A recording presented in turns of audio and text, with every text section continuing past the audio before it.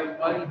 Our special meeting tonight, Board of Education, and went to call the meeting to order at 6:40. Right now, let's please stand for the pledge.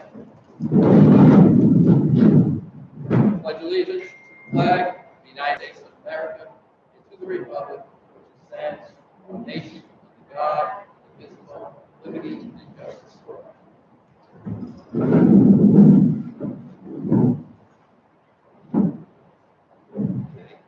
Our agenda tonight is very short, special meeting, and we're here on agenda item number 3A, to approve the 4-year probationary appointment of Ryan Fisk as the Director of Technology and Learning Analytics, effective March 22nd, 2021, and authorize the Superintendent of Schools to execute the resulting employment agreement.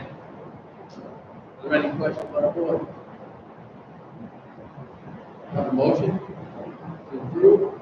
So moved by Joe Gilgis, second. Second by Mr. Mateo. All in favor? Abstained? So moved. Agenda item number 4. Adjournment at 6:41. Record meeting. Thank you all for coming.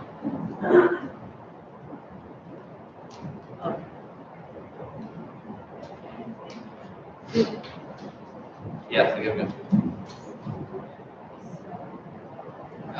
Again, motion to adjourn the meeting at 6:41.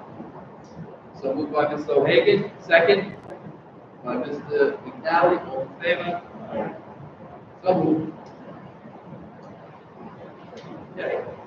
Can't hear. Yeah, can't hear you. Thank you.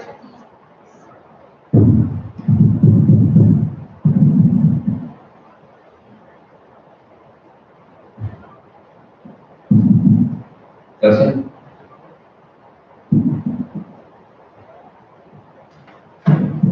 Okay, we're moving into our work session right now. And again, welcome everybody, and including the live stream. Okay.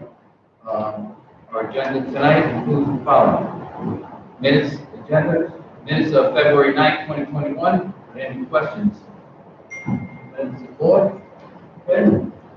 And questions? Any questions on the March 16th board agenda? Do you have that attached? Give me a minute to look. Okay, sorry.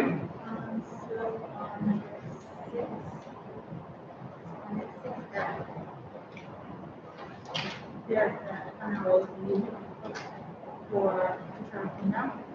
It just says in there from the. Oh, okay. For some kind of science teacher question. So they can, actually, not amended like this. Again, for everybody, this is the draft right now, we're going over, so we don't need any motion to amend that.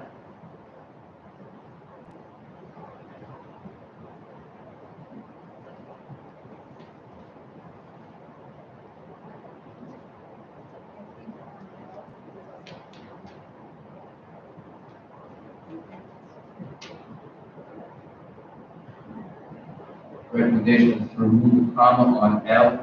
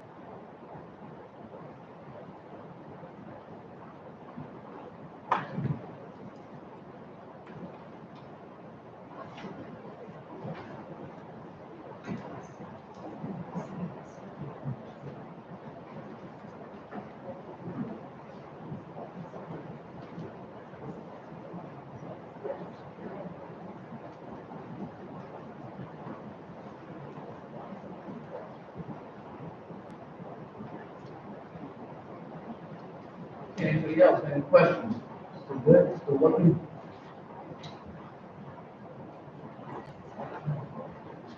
Good.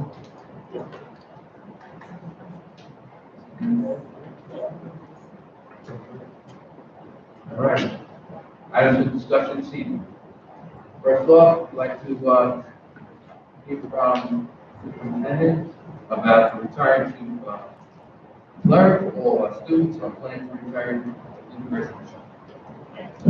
Thank you, Mr. Focus. We do have a presentation prepared tonight that will be provided by Ms. Hecht, Mr. Schaefer, and myself. So the board would like to put in the audience and we can begin.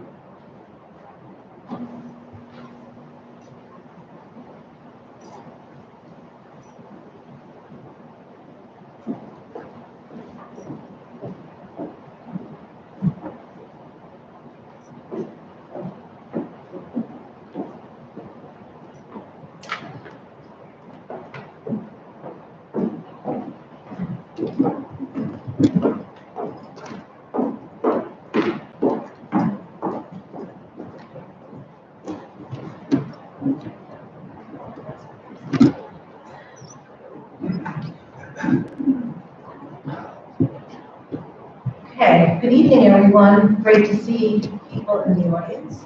Thank you for coming out. So tonight, we will be reporting to the Board of Education on a proposed reentry plan for our schools.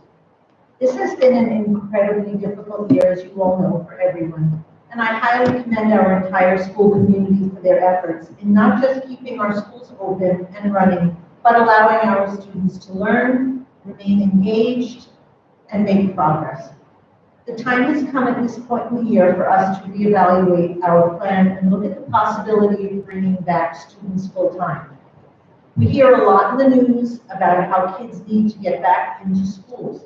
This often references school districts who have been fully remote since the pandemic began, and there are many of them in different parts of the country, and even a few on Long Island. We've been very proud of the model that we've had in place since September, but we know that it's not perfect. We know that our students miss coming to school every day. We know a hybrid schedule is challenging for many of our students, and you'll hear a little bit about that experience for them tonight. We also know that the social and emotional well-being of our students has been compromised, and some students are not making the typical academic progress that they would under regular circumstances. There are many factors that we will share with you that have gone into considering a change at this point in time, and Ms. Hecht will go over these along with Mr. Schaefer in a moment. We know that whatever decision we make is not going to be the perfect decision for everyone. As we begin our presentation, I'd just like to share a quote. I'd just like to share a quote that came to mind, and I think it typifies the experience that we're all going through. We are all navigating the same storm, but we're in different boats. And so the experience that everyone has had during COVID has been somewhat different. The reactions to COVID, how we feel about what's going on in our personal lives and in our jobs is very different. But there are many factors which affect that. Our family circumstances, our personal health issues, fear, a lot of fear, and fear of getting sick or worse, our particular lifestyles, and various other demands that are put on our time outside of school are all factors that will impact how we navigate the pandemic. We have been given guidance from the CDC and from New York State, but that's exactly what it is. It's only guidance. They are not hard, fast regulations for us to follow, which is why you see such great variation in the way districts across our area, our state, and our country are managing their instructional programs. Restaurants, catering halls, movie theaters, and other businesses have all been given capacity percentages that they must follow, but schools have not. Restaurants in New York City are 35% capacity. We've never been given that percentage capacity. We are told that our students need to be 6 feet apart, and when they can't, we need barriers to mitigate the distance. And a capacity of how many students we figured out in each of our classrooms based on that 6 feet, and we put numbers on each door based on that 6 feet. But now, because we know that this has been very difficult for our children, many districts have interpreted that a little bit differently. There is leeway in those regulations. Some districts are using 3 feet with dividers, and some districts have all students in, every single student in with plastic, well, they really polycarbonate dividers in their entire school. We're going to talk about those different models and what the data shows. Therefore, it is up to each individual school district to navigate and make decisions about what's best for their community. We must really turn to the science at this point and look at the data very carefully. We need to try to put the fear aside. Please understand that we have taken into account input and feedback from all stakeholders that inform the proposal that we're going to share with the board tonight. Not everyone is going to agree with what we are proposing, but we hope that with the continued dialogue and listening to the concerns that people have, we will mitigate those individuals. I'm sorry. We will mitigate those areas to ensure that everyone continues to feel safe and comfortable in the school environment. Our students need to be back in school. I'm sure you've all heard on the news reports concerning the decline in student mental health and social emotional well-being that are impacting young people all over the world. We know that school is important for our students for many reasons. We should be proud for all that we do to provide our students because we certainly educate the whole child, and we can do that as well remotely or even in a hybrid model. Physical school matters, and the personal relationships that students develop with their teachers and one another are critical to their development. The changes that we are proposing tonight will be very closely monitored. If the board approves the plan, and everyone should be assured that we will continue to be on top of all of the safety protocols, contact tracing, and monitoring that we have been since the beginning of the year that has allowed us to keep our buildings open and our students and faculty safe. We have been fortunate that even though we have experienced cases of COVID-19 in our schools, the numbers have been relatively small, and there has been almost no direct impact on our school community. We are not aware of any cases that have been transmitted within our schools and our own classrooms. We have not seen a direct relationship between individuals being infected within our schools and others becoming infected with the virus. Athletics have now resumed, and we have seen pretty good results with that as well. I think the credit goes to our parents, our students, and our faculty and staff who have followed the health and safety guidelines that we have put in place. Before we begin, I would just like to thank our teachers who have done an outstanding job of coming to work every day, doing the best that they can under very challenging circumstances to keep our students engaged, emotionally healthy, and learning. They have all learned new skills, embraced technology, and worked triple time to educate students through our 3 models. My hat really goes off to all of you, and you have my deepest appreciation. In addition, I would like to thank our administrative team for their diligence, hard work, problem-solving skills, and 24/7 efforts that are necessary in order to keep their buildings running. And I would also like to thank our parents for their patience, understanding, and diligence, because what goes on in our community is directly related to the COVID cases that occur in the East Rockaway School District. Parents have been asked to do a lot in this past year, and we appreciate the roles they have taken on and the support and patience they have had with our district during this time. I would also like to thank Ms. Heck, Ms. Frio, and Mr. Daly for their hard work in ensuring that our instructional plan is sound and that our facilities are clean, sanitized, and the appropriate supports are in place to keep our students faculty, and staff safe. So, I'm just going to go back a minute. We've been thinking a lot about this for several months.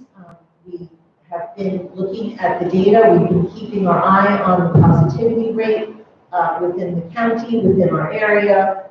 We've been looking at what other districts are doing. We've been looking at the CDC guidelines and listening to the experts and the scientists to hear and look at the data and see what's going on so that we can make an informed decision. The guiding principles that we followed in returning our students was first and foremost the social and emotional well-being of our students. We know that our students are struggling, and Mr. Schaefer is going to tell you a little bit about that. And this is really compelling why we feel that our students need to come back. We're looking at academic outcomes of our students. We've been looking at data, report card grades, mid-year assessment results.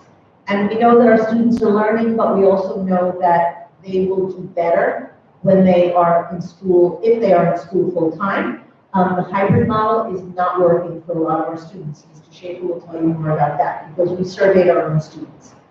We did look at the impact on faculty and staff, and we know that that's a continued conversation that we have to have. We have to be listening. We have to open lines of communication even more so that when if this change happens, we are addressing all of the concerns that our staff and our faculty have. We also looked at the impact on families. We know that these hybrid schedules are not easy. Parents have jobs to go to, they've had to juggle childcare, and it's placed a burden on many of our families. And we also looked at how can we continue to maintain a safe school environment for all if we bring back more students and the capacity in our building is increased. So at this point, I'm going to turn it over to, oh no, I have my own thoughts. So I found it very interesting that just the other day, an article was published in the New York Times, and I forgot what the title was, but it was really about asking what are the experts saying, and they asked pediatricians and health experts across the country what they think about schools and whether or not students should be back and how the COVID situation is impacting. And these are some of the quotes. But basically, they were pointing out that the large share of schools in the US and worldwide have opened with minimal in-school spread while using such precautions. So if we're following all the safety protocols that we have in place, which we are, I'm continuously impressed by even the little ones keeping their masks on in kindergarten. I had the pleasure of teaching in a kindergarten class a few times, and it's become the norm for our students, and they are used to it, and they keep their masks on. And that the data has not shown, just like our data has not shown, that COVID has spread within our classrooms and within the walls of our schools. The data suggests that these precautions, especially masks, the risk of in-school transmission is very low for both children and adults. And these are some of the quotes. You can read them yourself. I'm not going to read them all, and this PowerPoint will be up online for you to see. But the dean of the Chicago Medical School, the associate professor of pediatric infectious diseases. It's never going to be 100% risk-free. We know that. But we know that when more people are vaccinated, and we don't know our numbers yet, of the staff and faculty in our school districts who are vaccinated, but we know a lot of people have received the vaccine. It is much more readily available, and that will decrease the risk and the prevention of transmission. So these are all good signs. There are some risks in everything we do, and teachers are not at higher risk than other essential workers. People who are in the supermarket, people who are in who have other jobs. Some jobs from hospitals, obviously they're at the highest risk because they're treating sick people, but every time we go to a gas station or we go into a supermarket or a department store, if we have to, many of us avoid those places, but those people are also at risk, and unfortunately some of them are not even entitled to the vaccine yet. I feel very fortunate to have been able to become vaccinated.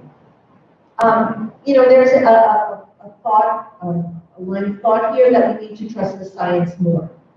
People should be trusting, we need to trust the medical professionals and the public health experts who have dedicated their careers to taking on these exact issues. I completely support that, and the science is clear. Kids are suffering. Families are suffering, trying to navigate as workers, parents, teachers, psychologists, and social workers, all simultaneously. We need to share that responsibility with our families.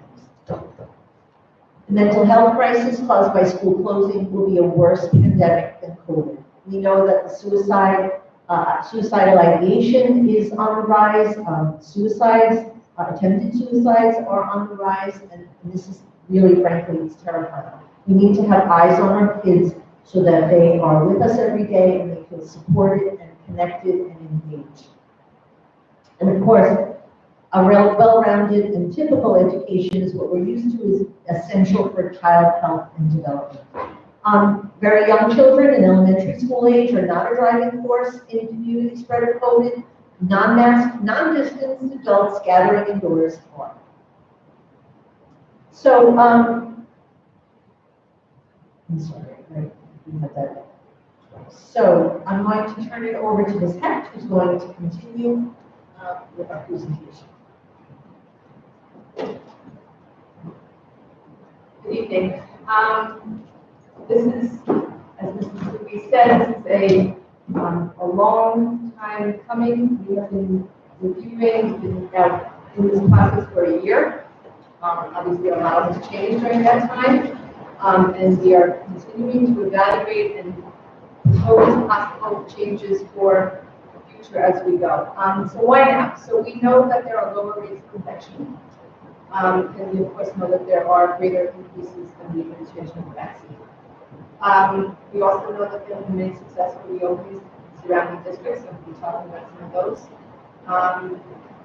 The national research indicates, as Mrs. Louise said, that there is minimal transmission in schools. We have been monitoring our numbers very closely. The health and safety of everybody in our community is the most important thing, and that needs to be said over and over again. We have never wavered from that priority. All of our decision making, all of our planning keeps everybody's health and safety at the forefront.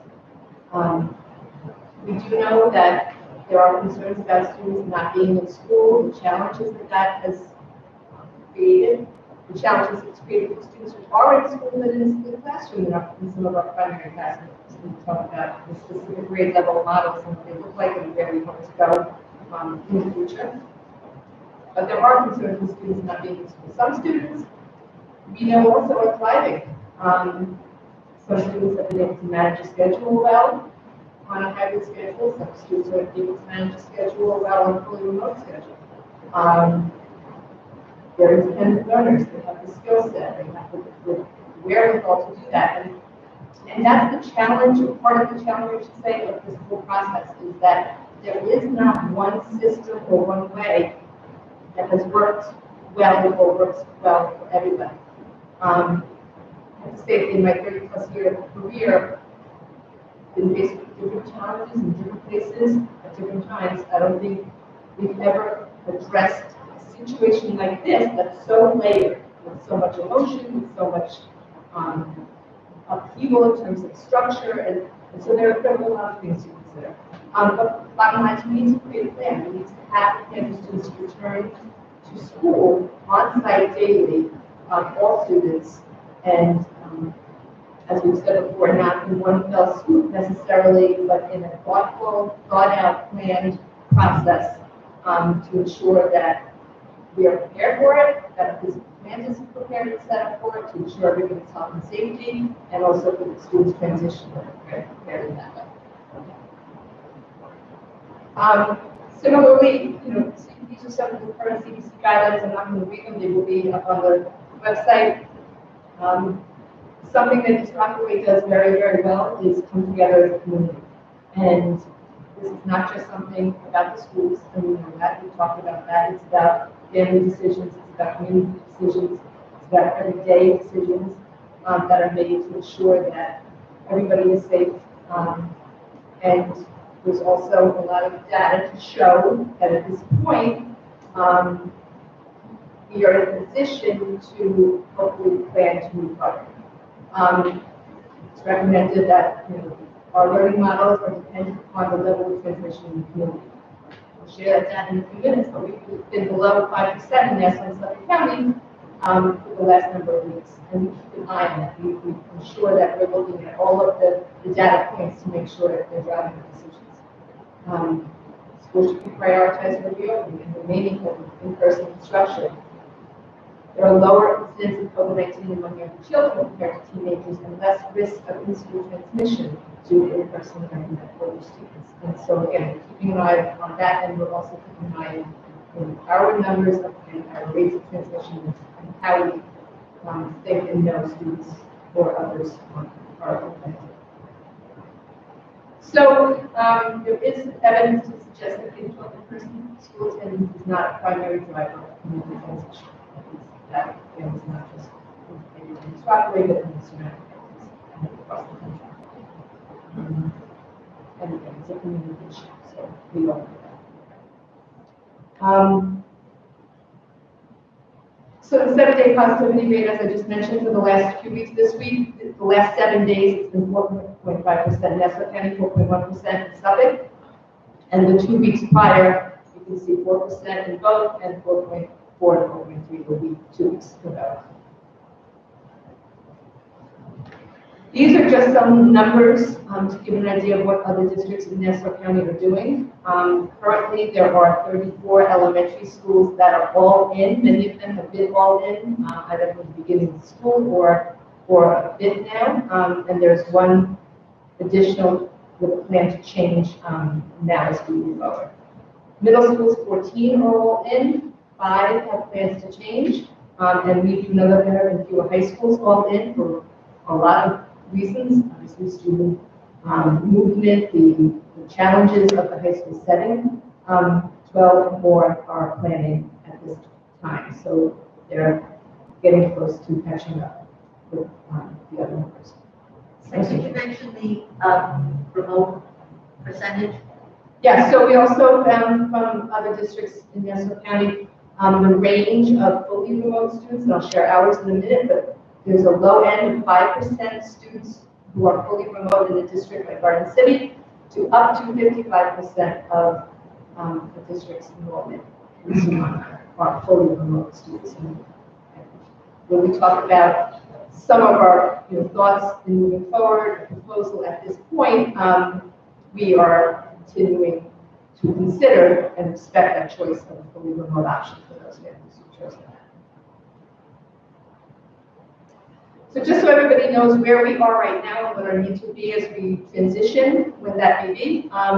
K-3 right now, we have a number of classrooms that, due to enrollment and classroom size, we're able to have all of our students in. Right now, we do have some split classrooms. So in grade 1 at Brain, both of the grade 1 classrooms are split. We call it the satellite room. So the class is, all of our students are in the building, but they're split between 2 classrooms and the teacher goes back and forth.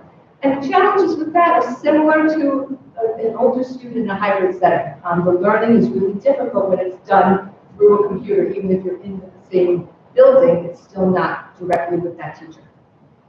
Second grade, we have 1 classroom at Ram and 1 classroom at Center that are also split.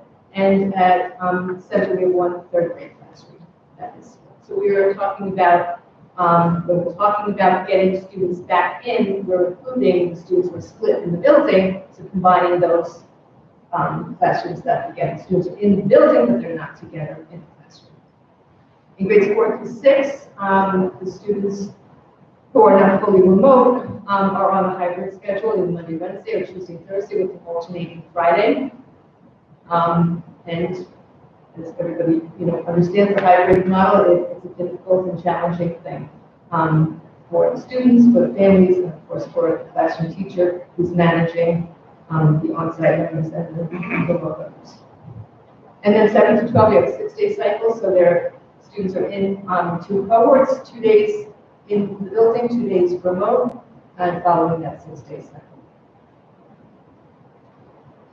So these are our numbers for fully remote.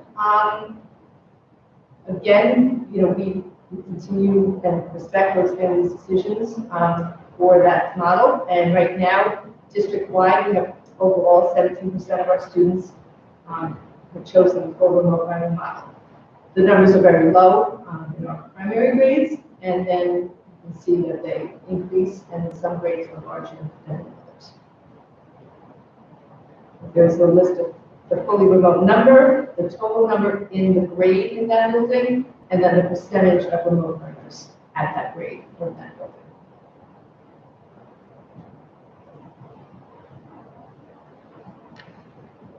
So this process, and as I said, this is something that's been going on really since we opened school this year. We've been monitoring, we've been talking, we've been reflecting, we've been asking, we've been really exploring how things are going, and we've had to adjust at times, depending on what's happening, and you know that we've had few, but sometimes closures, and other times, informing of infections and contact tracing and all of that that's been going on. But we did want to get specific feedback now to hear what people are thinking and feeling. And as I said earlier, this is probably one of the most layered decision-making processes, because people are coming to this from different perspectives, different experiences, different fears, different emotions, different home environments, things that affect our school decisions unlike ever before. So our faculty and staff survey, really split, and I'll show you that data in a moment, but we got a lot of feedback. So we not only asked some yes or no questions, again, which we'll share, but we also asked a lot of open-ended questions, and we received a lot of feedback, and we will continue to review that feedback because it's important. And there were a lot of trends. Overall, I think the biggest concerns, I know the biggest concerns that faculty and staff shared were about health and safety issues. For themselves individually, for their families at home, for their students in front of them, the families of the students, and the overwhelming concerns really have to do with the masks and distancing. Are we going to continue wearing masks? Is that going to continue to be enforced? If it's bringing more students into the buildings and into the classrooms, we have to make sure that that continues. That was clear. And the distancing, we would have to reduce distancing.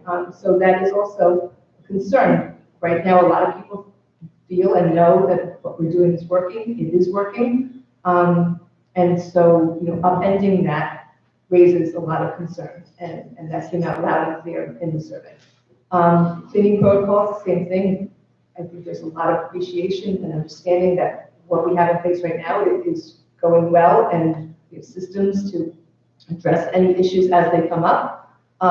So that's not a current issue, but of course, when you're adding more people in the buildings and all the impact of that, there was concern about that continuing forward. And then also, there was some feedback about let's wait for the vaccine for everybody. So let's not rush this, and let's make sure every adult who can get the vaccine is vaccinated before we even move forward. So those were the concerns. On the other end, related to academics and social emotional, it was overarchingly positive to come back. There was a lot of indication about the different challenges, as we've talked about for some time now, about the challenges of the remote learning models, the different models, but they're all, the remote learning, regardless of the setting, is a challenge for many, many students and for the instruction. And we know that the instruction is not the way it would be if we had students in our classrooms every day in front of teachers. And the teachers, who indicated that that was challenging and they want them back because of that.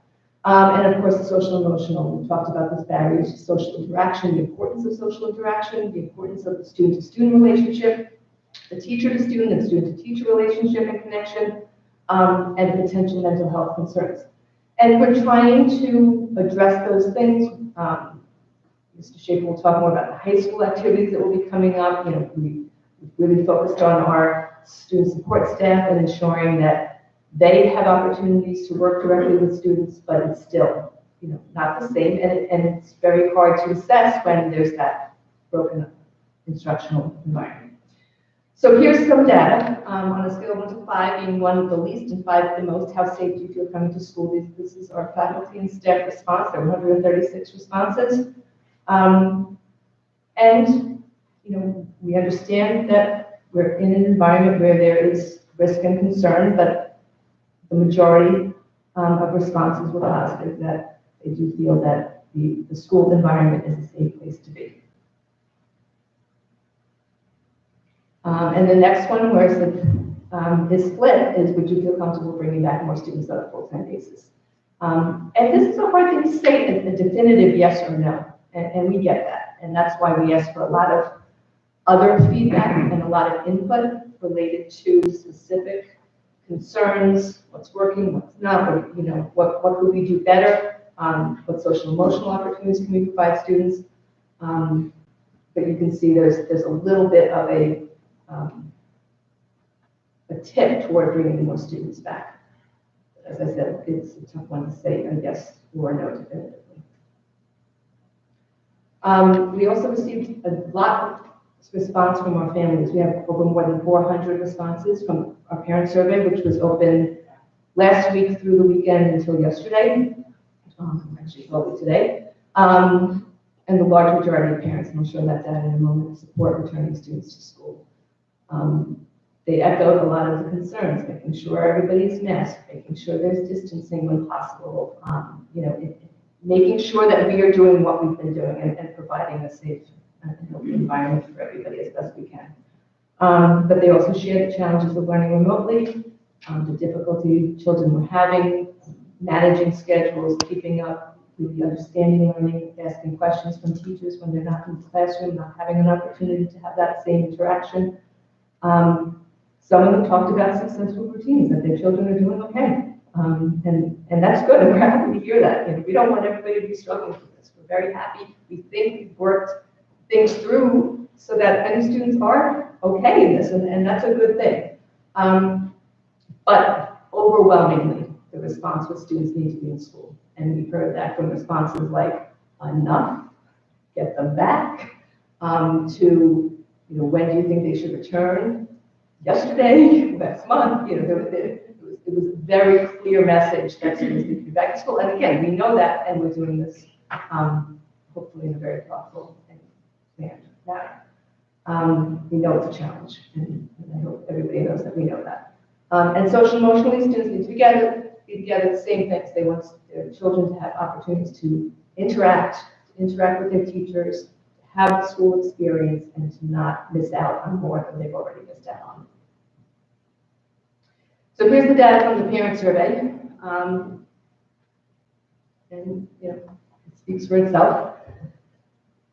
And we did all, speak to bringing back more students full-time in-person learning with the installation of barriers when we reduce them to 6 feet. As we've talked about many times, there would be the installation of barriers. Mrs. Greer will speak about that in a few minutes. And there would be the option to remain on fully remote learning for those chosen. So I'm going to turn this over to Mr. Schaefer. He's going to speak about some high school information and the student survey that was administered.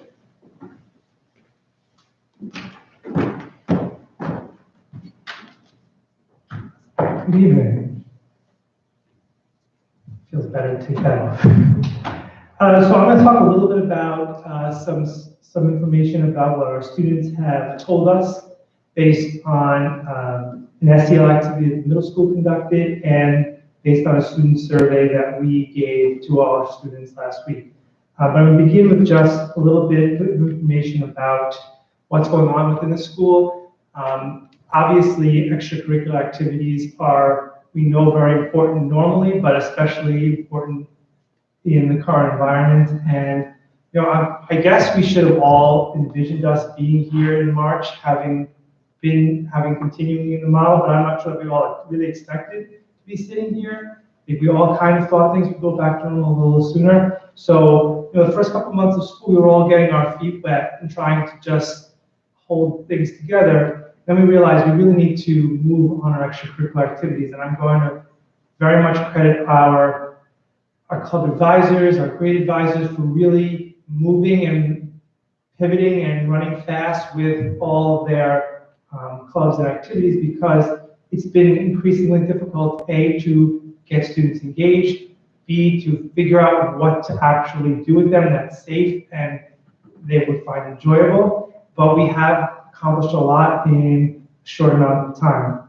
So just an update on Rock Rivalry. Rock Rivalry, the 2021 version, it has begun. We started with volleyball on Saturday and we had a great turnout.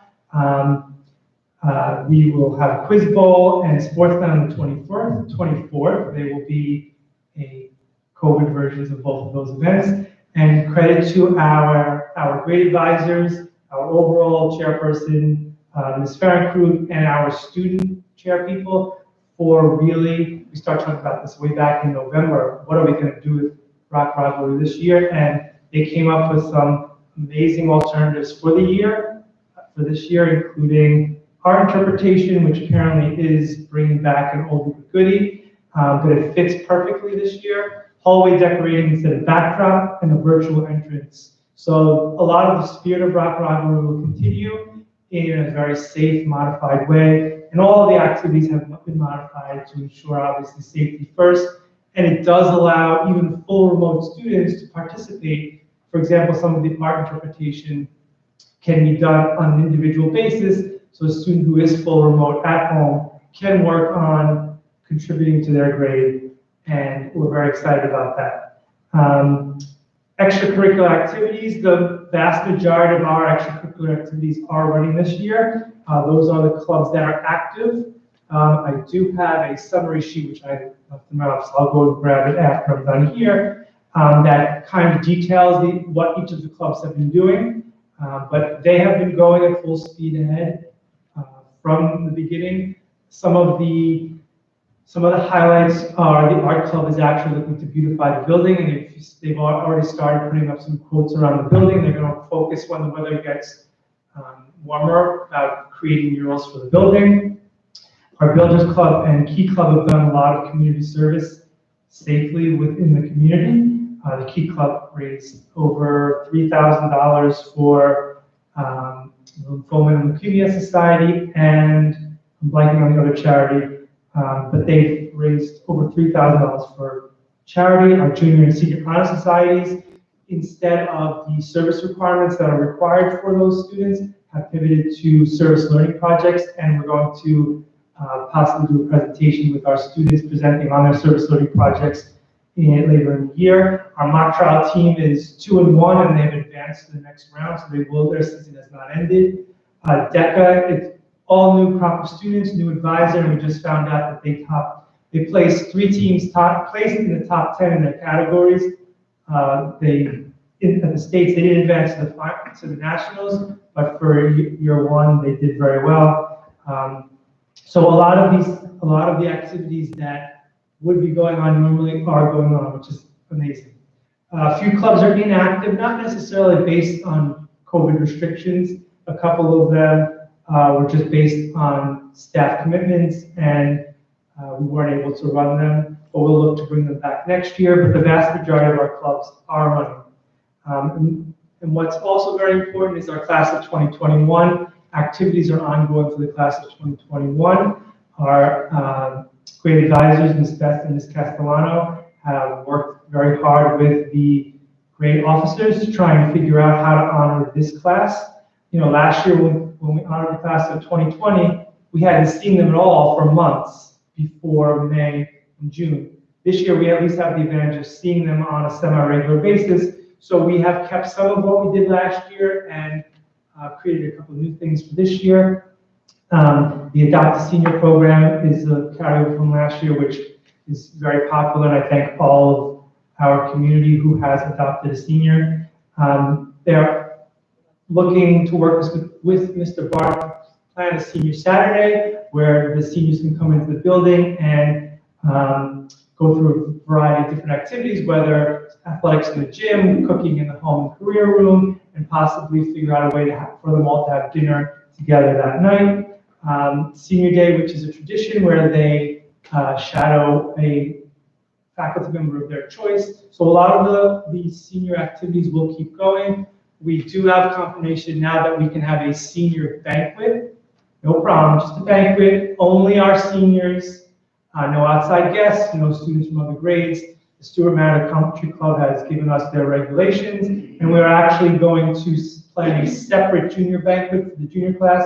Normally it's a joint junior-senior prom, but just to keep the numbers low, to keep everyone safe, we're going to do 2 separate events on 2 different nights at 2 different venues, and we'll see what the actual restrictions are by time June comes around. But we can actually have the events without testing all of the students. Unless we want to change some things, then we would have to test the students that arrive. But right now, the plans are to go, and graduation is planned for June 25th. Obviously, not being able to use the auditorium, not actually having the field to do graduation on has become a little bit of an issue, but we are in contact with the town and possibly to have 2 separate ceremonies at Memorial Park. So hopefully that pans out, the village, So hopefully that will pan out, and if the regulations loosen by then maybe we can actually do one together ceremony. So that's what's been going on, which leads us to what our students are actually saying. So I credit Ms. Terranova and her middle school team, but a couple weeks ago they did an SEL activity where students read an article, watched a video, and then were asked to reflect about what they wish we knew about how the pandemic is impacting them.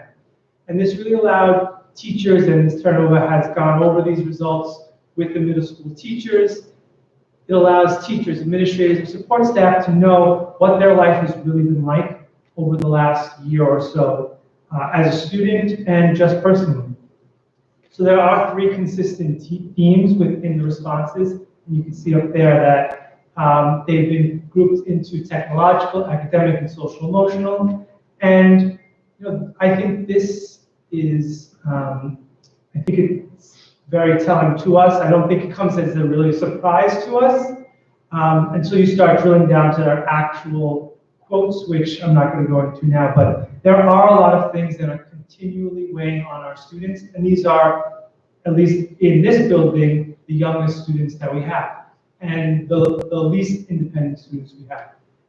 So, whether it's from just being on the screen too much to not being able to see their friends on a consistent basis, there is a lot that's weighing on them, and obviously this is going to impact their academic and social emotional health.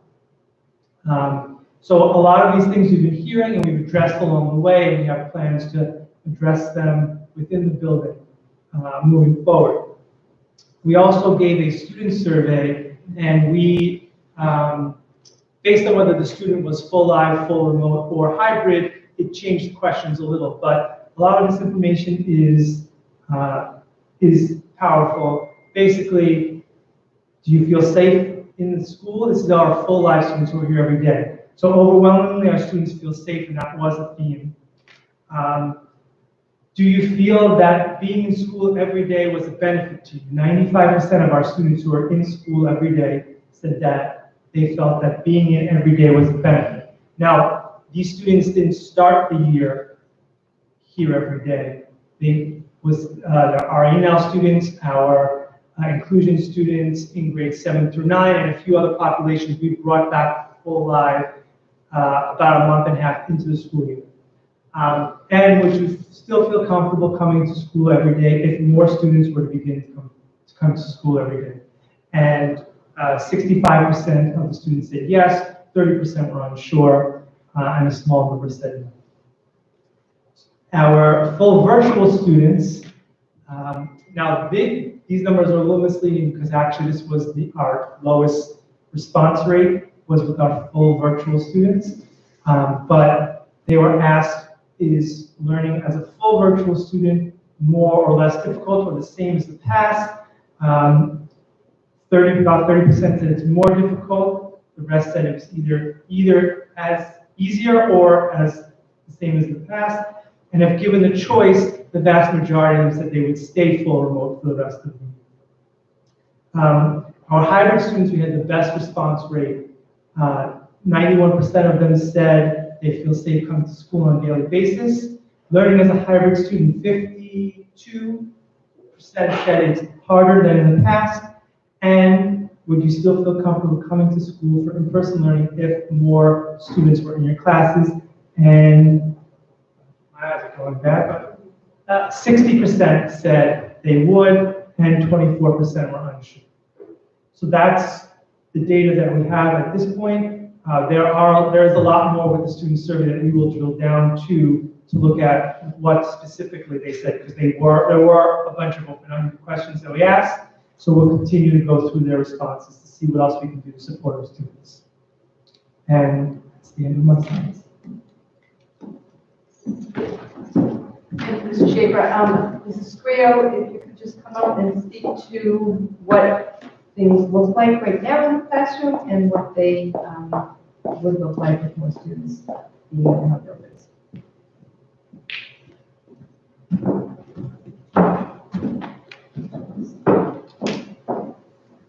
Good evening. Okay, so now that we've got all our data, let's talk about our facilities and how are we going to meet capacity needs under the guidelines that we've been given. And I'll go back to the summer. In the summer, we were kind of really unsure of what guidelines really specifically meant because it's typically given to school districts. They weren't really clear. They told us we needed masks. They told us we needed 6-foot distancing. They didn't necessarily say exactly what 6-foot distancing meant. There were many, many questions from our facilities directors and myself and the organization as to what does that mean. Are we talking 6-foot distance between desks? Are we talking 6-foot distance between chairs?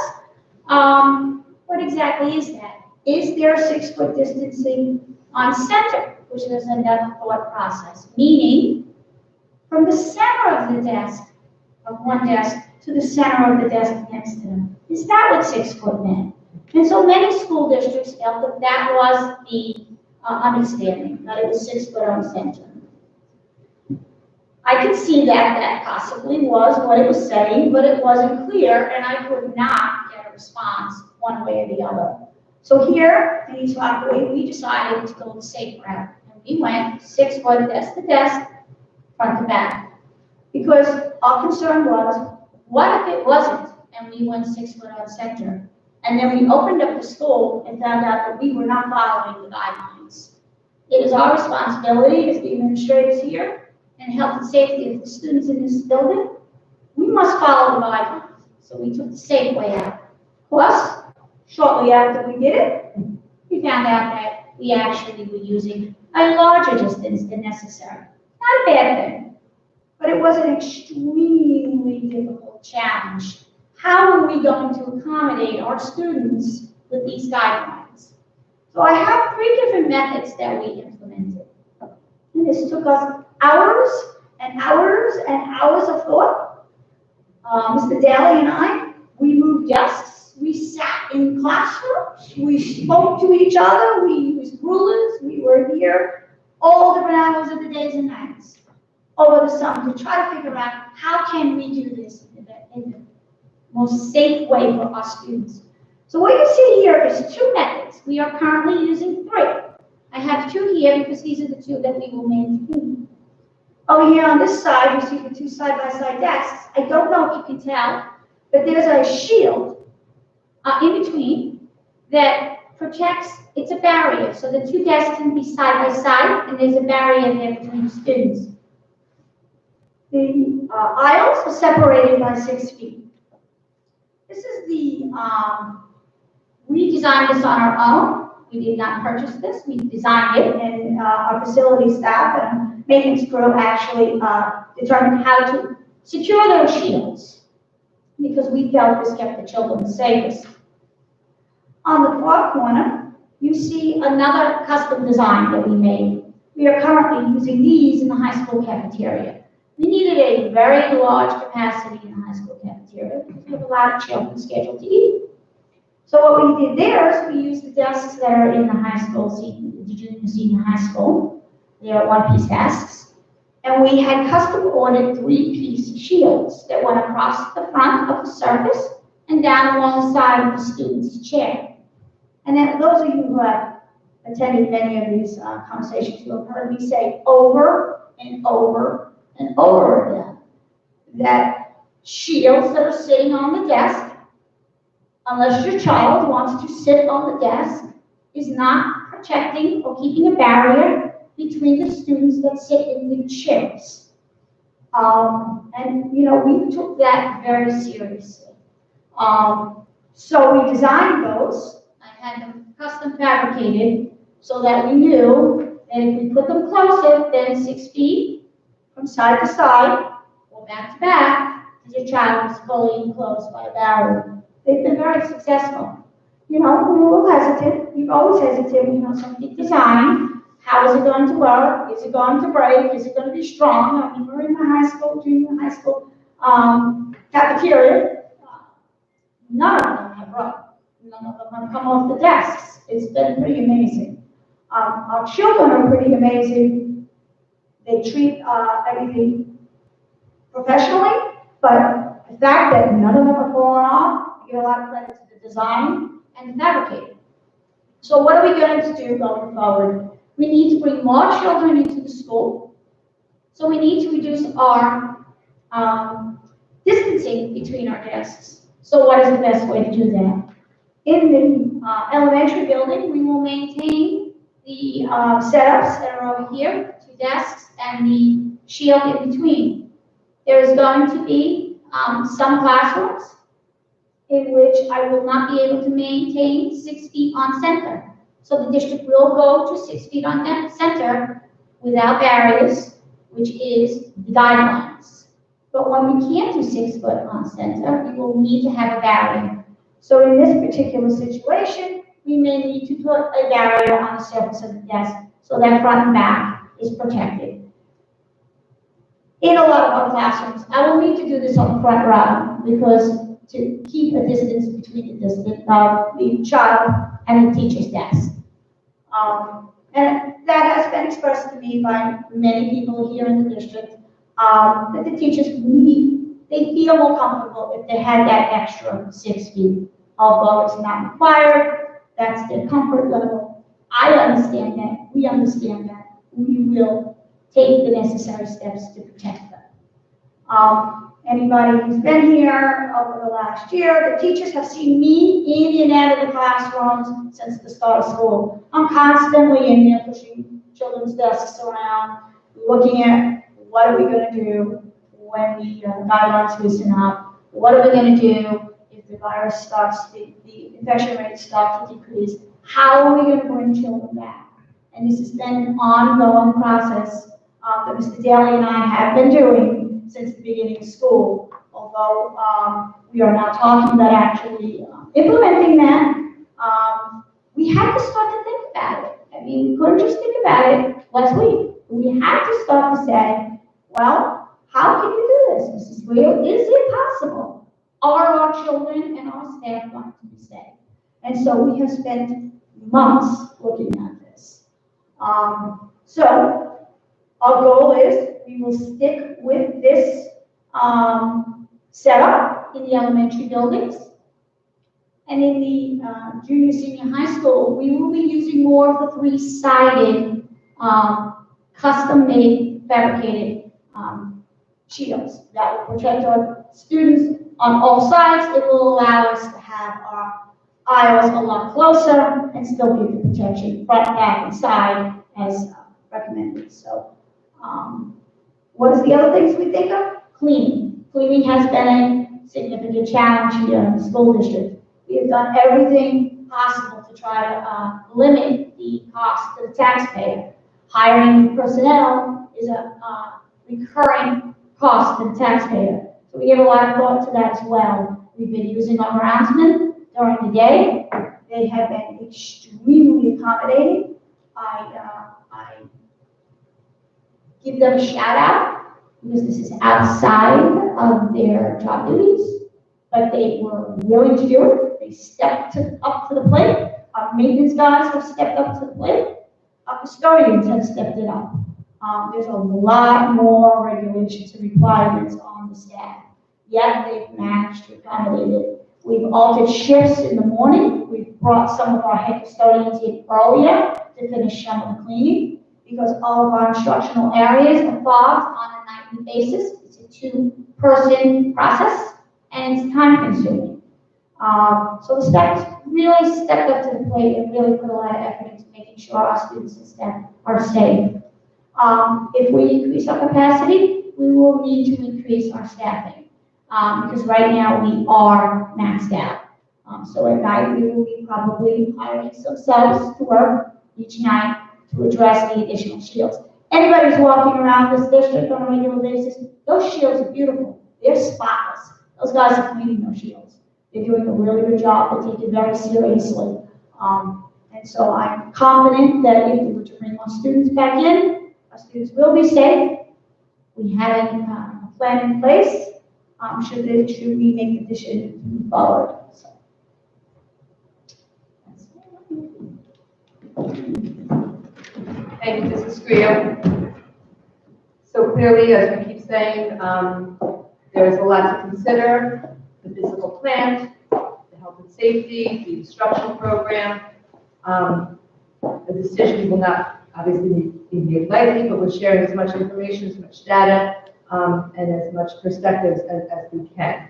So I have here a proposal for a time frame, just to, if you're like me, you kind of need to see something in a plan to have it make sense. So we're looking at an upcoming spring vacation. We would not recommend doing anything prior to that.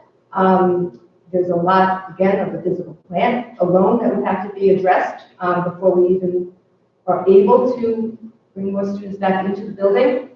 And so there's a lot of things that have to be put in place. And then again, all of the transition issues that relate to students returning.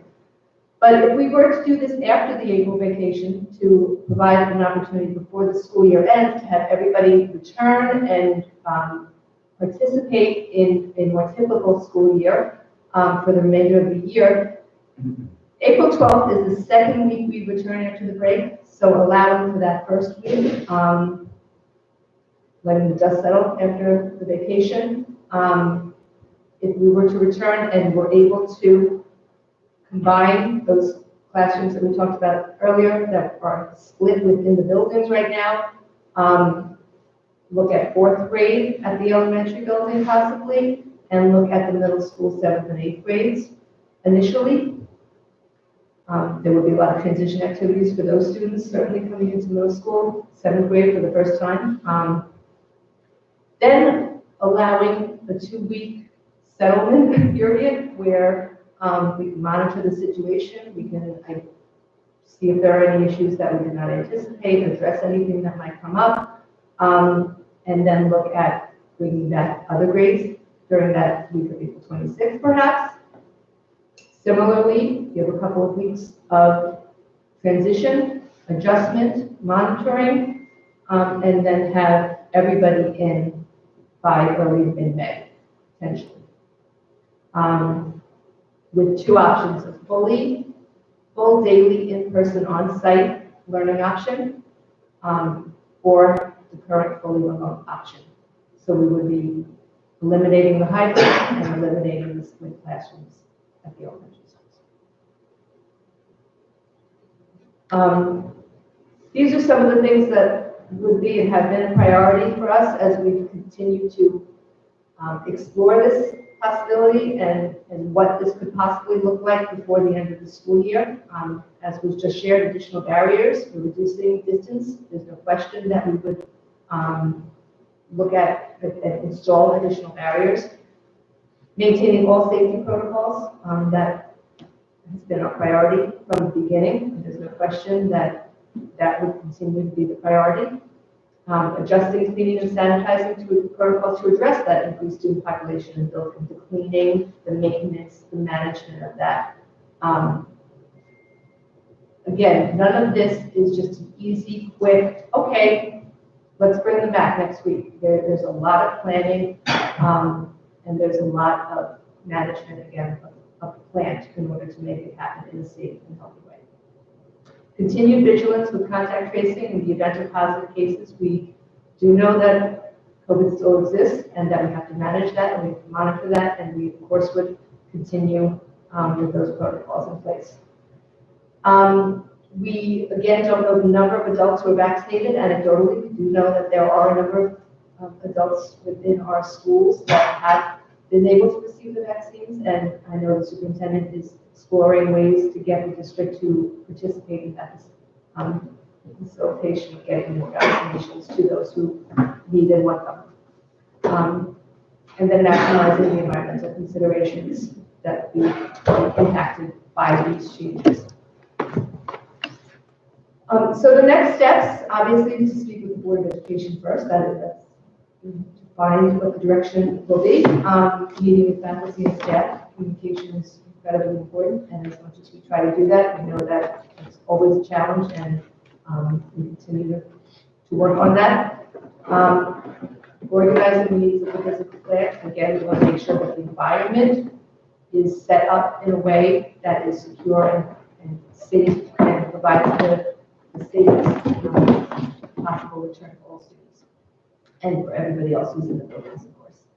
And planning for student return to daily on-site instruction. That's going to be an adjustment for many of our students. And we know that, and so we will have to address that, just the welcoming students back, the interaction opportunities, the getting to know you opportunities for students who have not met one another, but also the management of the schedule. You know, students, that will be a transition, and that will be a change, and change and transitions like that, you know, will be challenging, especially at this point in the school year. So we'll be addressing those developmentally appropriately. And then a district-wide parent forum, because obviously we want to keep everybody informed and continue to have dialogue and feedback and monitor and follow. So as we talked about earlier, this is a process that's been pre-planned for quite a while, and now we're kind of moving into that next phase of possibly planning for an actual return. That is where we are. I know it was a long presentation. There was a lot we wanted to share. There are a lot of considerations, and we're taking this very carefully and thoughtfully. So thank you for your time. Any questions from the board? If you want to I assemble think that? we'll go back to Okay, great. discuss this and talk a little bit.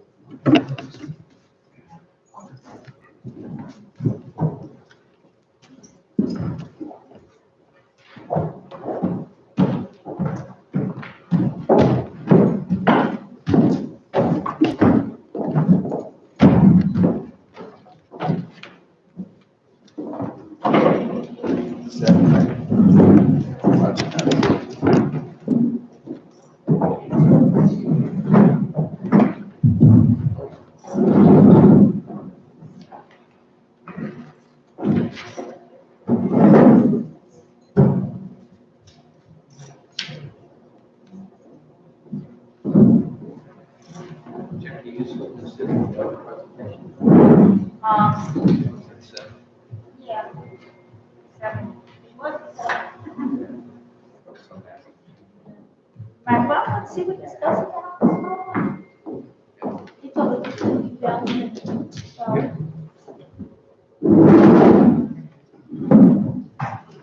Okay, thank you everyone for attending this evening. And you know, normally at a work session, the board now will discuss what we just saw. We'll ask questions from our administrators.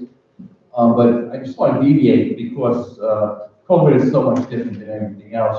We had some people in the audience tonight, okay? And if you have any questions that you would like to address at us right now, before we start our session.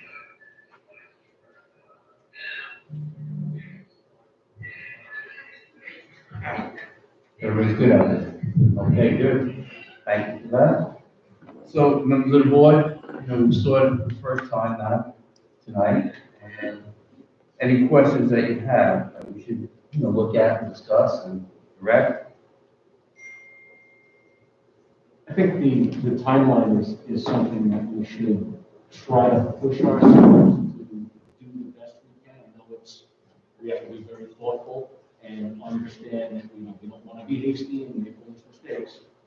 But I think at the same time, at least the elementary portion of the district, we should consider letting them, in my opinion, we should consider getting them back sooner than later. And then obviously we transition in the middle school and high school. But I think the younger students are probably the ones that really need to be back, like as soon as possible. Obviously maintaining safety protocols and everything else. I mean, from the parents and many of the people I've been speaking to prior to this specific meeting, in the, in our town, they want their elementary school children back. And this is from like very different groups of people. And most of them, quite honestly, aren't even my friends. They're just people I see out there in the neighborhood. That's the one thing I've heard from multiple parents in the district, is that they want their elementary kids back as soon as possible. So just again, going back into that timeline, if there's a way that we can move a little quicker, maintaining safety, I think it would be in our kids' best interest at this point.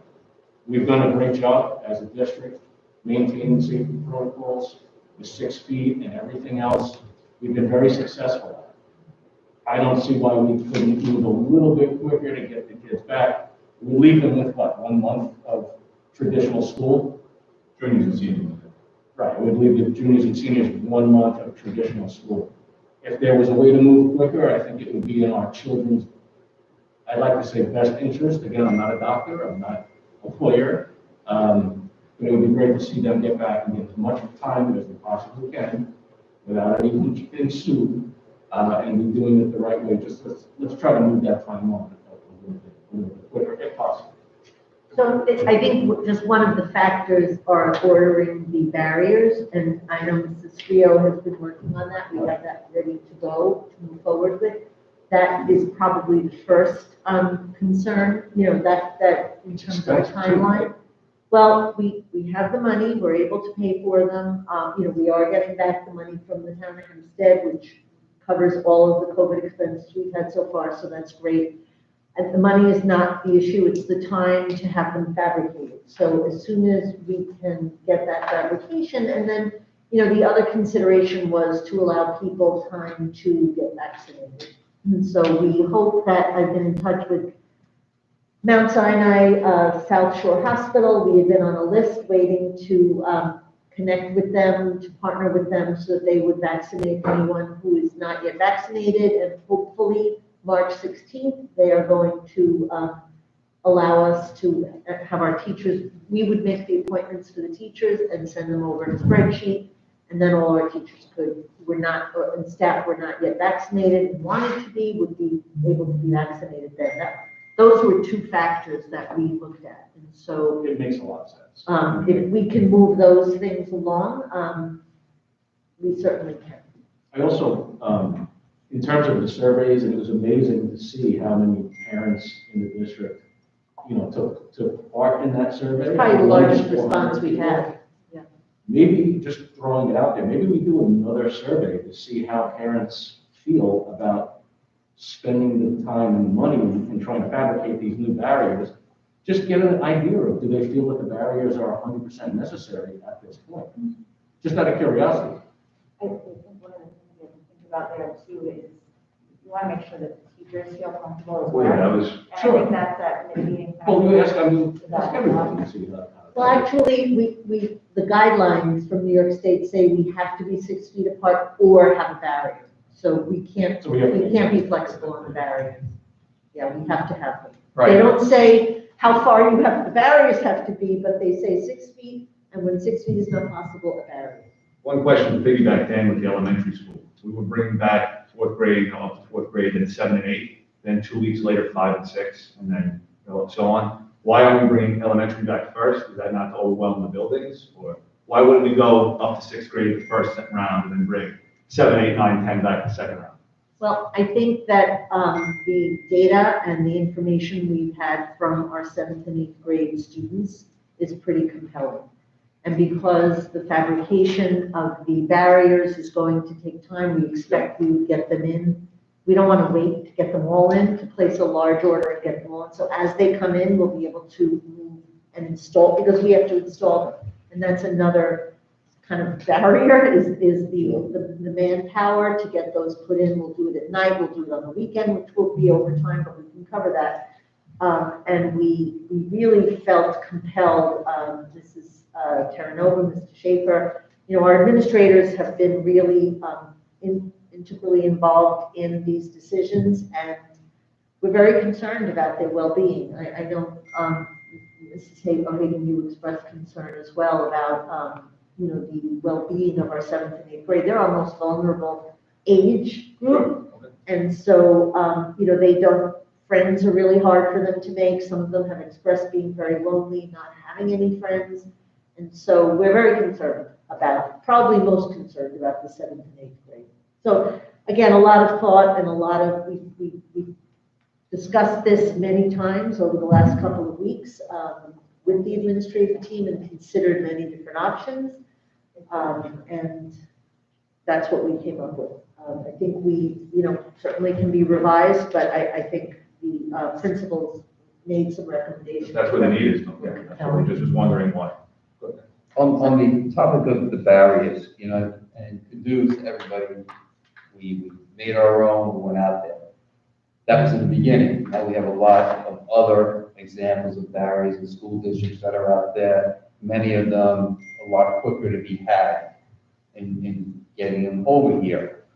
Did we research that? And what is the time frame for that? Because we started talking about this, as we all have, every month when the board meets. And we said that we're gearing toward coming back all this while. And I would hate to see us be hung up a month waiting for barriers. When the other districts have the barriers in, we're ready to go.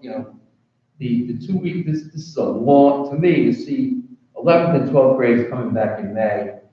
I'm sort of looking, I'm saying to myself, oh boy, 12th grade coming back, in May. What are the hallways going to look like? Mr. Schaefer, good luck there. On some of those 12th graders being in the building for the first time in a year. It just seems like it's very counterproductive to everything we talked about. We've talked about so many wonderful, wonderful things before. Our guiding principles, the social emotional well-being, the academic outcomes, all of those 6 areas were so important. Well done on that presentation, well done.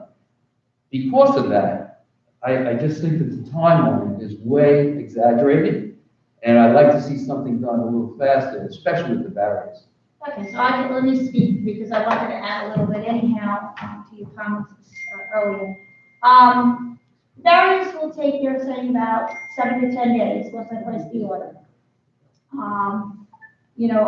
Yes, I looked into many different types of barriers. Again, the majority of barriers that are being used by other school districts are strictly on the surface of the desk. They do not go side by side. And in our school district, our classrooms are not large enough, and we need to have less than 6 feet between the desks. So we need to have something on the side, right? The other issue is a lot of the elementary desks are now here in the high school. So I need to get the high school barriers so that I can pull the elementary desks and put them back into the elementary schools.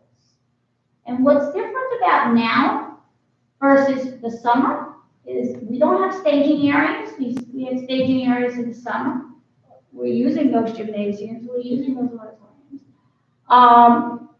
We also have instructional materials, not necessarily here in the high school, but in the elementary buildings. Those classrooms are a lot of separate in those classrooms. Children are all set up. Teachers are all set up. So what we did when we collapsed classes in June is we worked directly with the teachers, and they were wonderful. They gave us, we told them this is what we planned. And they told us which students should sit where, and they labeled all of their supplies because they all have boxes. And we moved everything accordingly so that when the teacher and the students returned after the winter break, the holiday break, they were comfortable with what was there. So that would be the same process we would follow. And that is just sort of a draft timeline. I'm not saying that we can't do it quick, huh? We have different, I'm getting everything out of storage and bringing it back, setting it up in hallways now, not gymnasiums, and then getting it into the classrooms. I think here will be easier. I think the elementaries will be a little bit more time consuming, but I need to start here because I need to get my desks back so that I can do the elementary buildings, because this is where the desks, all of the excess desks for the year 4th, 5th, and 6th graders, they're here in this building right now. We don't have any. We also need to order the flexible furniture that we're going to get, so. Yes, yeah, I haven't finished counting my desks, I'm still counting my desks. But, you know, that would also be another consideration, you may need to do some ordering. A lot of the elementary classrooms had tables. So kids would be sitting in groups at tables, which are really harder to create, to put barriers on. And so we now have desks in all of the elementary classrooms rather than tables. So it's shifting the furniture, and then we don't want to order more new desks just for this purpose. So we have been transitioning to what's called flexible furniture, the furniture that's in the library, because it's more user-friendly, it's better for kids. There's a lot of, there's a lot of research behind that, and Mr. Schaefer was planning to purchase that or the middle school wing. That would be the first group of rooms that would be changed into flexible furniture. So we're looking to see if that furniture would be suitable without ruining it to order that, because we need more desks instead of tables. And so we have to see that we can order those so that we wouldn't be ordering regular desks and then not really supporting our vision for the way we want our classrooms to look in the future. And if those desks will support the barriers. And that was my particular reason why I asked that question about the barriers, because I've been in places now and seen different barriers. The fold-out ones, you can fold them out 3/4 way, so the student has an area to work. There are a bunch of different ones, so I would just like us to make sure that we're looking in totally about the various types of barriers. Yeah. As we've done in the cafeteria, okay, which is the back and the front and the sides, all three right there. Okay, that can be used so that we can speed up the process a little bit. But let me not kid anybody here. It's not about speeding it up. It's about doing it in the right manner. And we all talked about that before. I'm one who just hates to say that we're waiting. You know what? We've been talking about this. We know where we're moving with this. We knew that the money had gotten in from, the town. And, right. We'll get money in the bank. We know we have money in the bank, and we know we can, go out and protect everybody here. Okay, because our first mission, as we all have stated tonight, and we've stated this time and again, our commodities are our teachers, they're our administrators, they are our students, they are our parents when they go home. This is our village, and we want to protect everybody. So in doing it, I would just like to see that the timeline, we could look into that a little bit better. It just seems like it's a little too long, if we can meet the other clearances. My other question would have been is the roster sizes. And I'm sure that your administrators are looking at the roster sizes from the beginning of the year to where they are now, because there may be roster sizes that might be oversized depending upon what happened with the hybrid, who's coming in, who is at home. We might have, they have to be adjusted, I'm sure. I'm sure that takes time, to do in the system that we have. So that was one thing on my mind to make sure I got out there tonight as we were looking through that. And the additional cleaners, like we said from the beginning, we need to hire, right? Because our outdoor guys now are going back outdoors. Gotta go outdoors. They need to be outdoors, and they're going to be indoors. So, the board, the first time, run the ads, run them again, in all papers. We have hired a few over the Good. last couple of months, so I think we're in a much better position now than we were, because more people are willing now. See, a lot of the people that came and interviewed for us in the summer or early fall ended up pulling. They got hired and then they chose not to work. But we did get a few more recently. We actually have one on the agenda this week. So we have more than we had when we started the school year. I think people are being a little bit more comfortable coming back into the environment, doing the cleaning. And, I certainly understand the timeline issue and the fabrication issue, but we didn't want to pull the trigger and do any orders until we really discuss the plan. Thank you. Anybody else? I do have a question. Will the district be prepared, if necessary, to pivot back to the hybrid environment? Seamless transition? Yes. We don't think that it's necessary to maintain 3 models. Right. We really feel if people are coming back, they need to commit We will ask parents to commit. We may have some families who decide to go full remote That's and okay. don't want to That- come back, and that's okay. Right. But we're not going to have a hybrid. However, if the positivity rate, and that's why we gave a 2-week gap between, because we do want to see what the impact is of bringing more students back, rather than doing it every week, where we wouldn't get a chance to see if there was any spread within the schools. So, that is the reason for the 2 week. The reason, we grappled a lot with the seniors. We know this year is important for the seniors, but we looked at the benefits for them social, emotionally, in terms of what they're missing out on. And Mr. Schaefer, has such great ideas with his team to create opportunities for our kids on the outside hours so that they will have the senior experience. We're going to do a lot of activities and things for them. And academically, they are probably the least in need of the time in school, because they're about to graduate, they have their credits, they're doing well. We have a couple of kids who are shaky, and we're going to do what we can to support those students in any other way we can. But academically, they are the group, the grade that's least in need.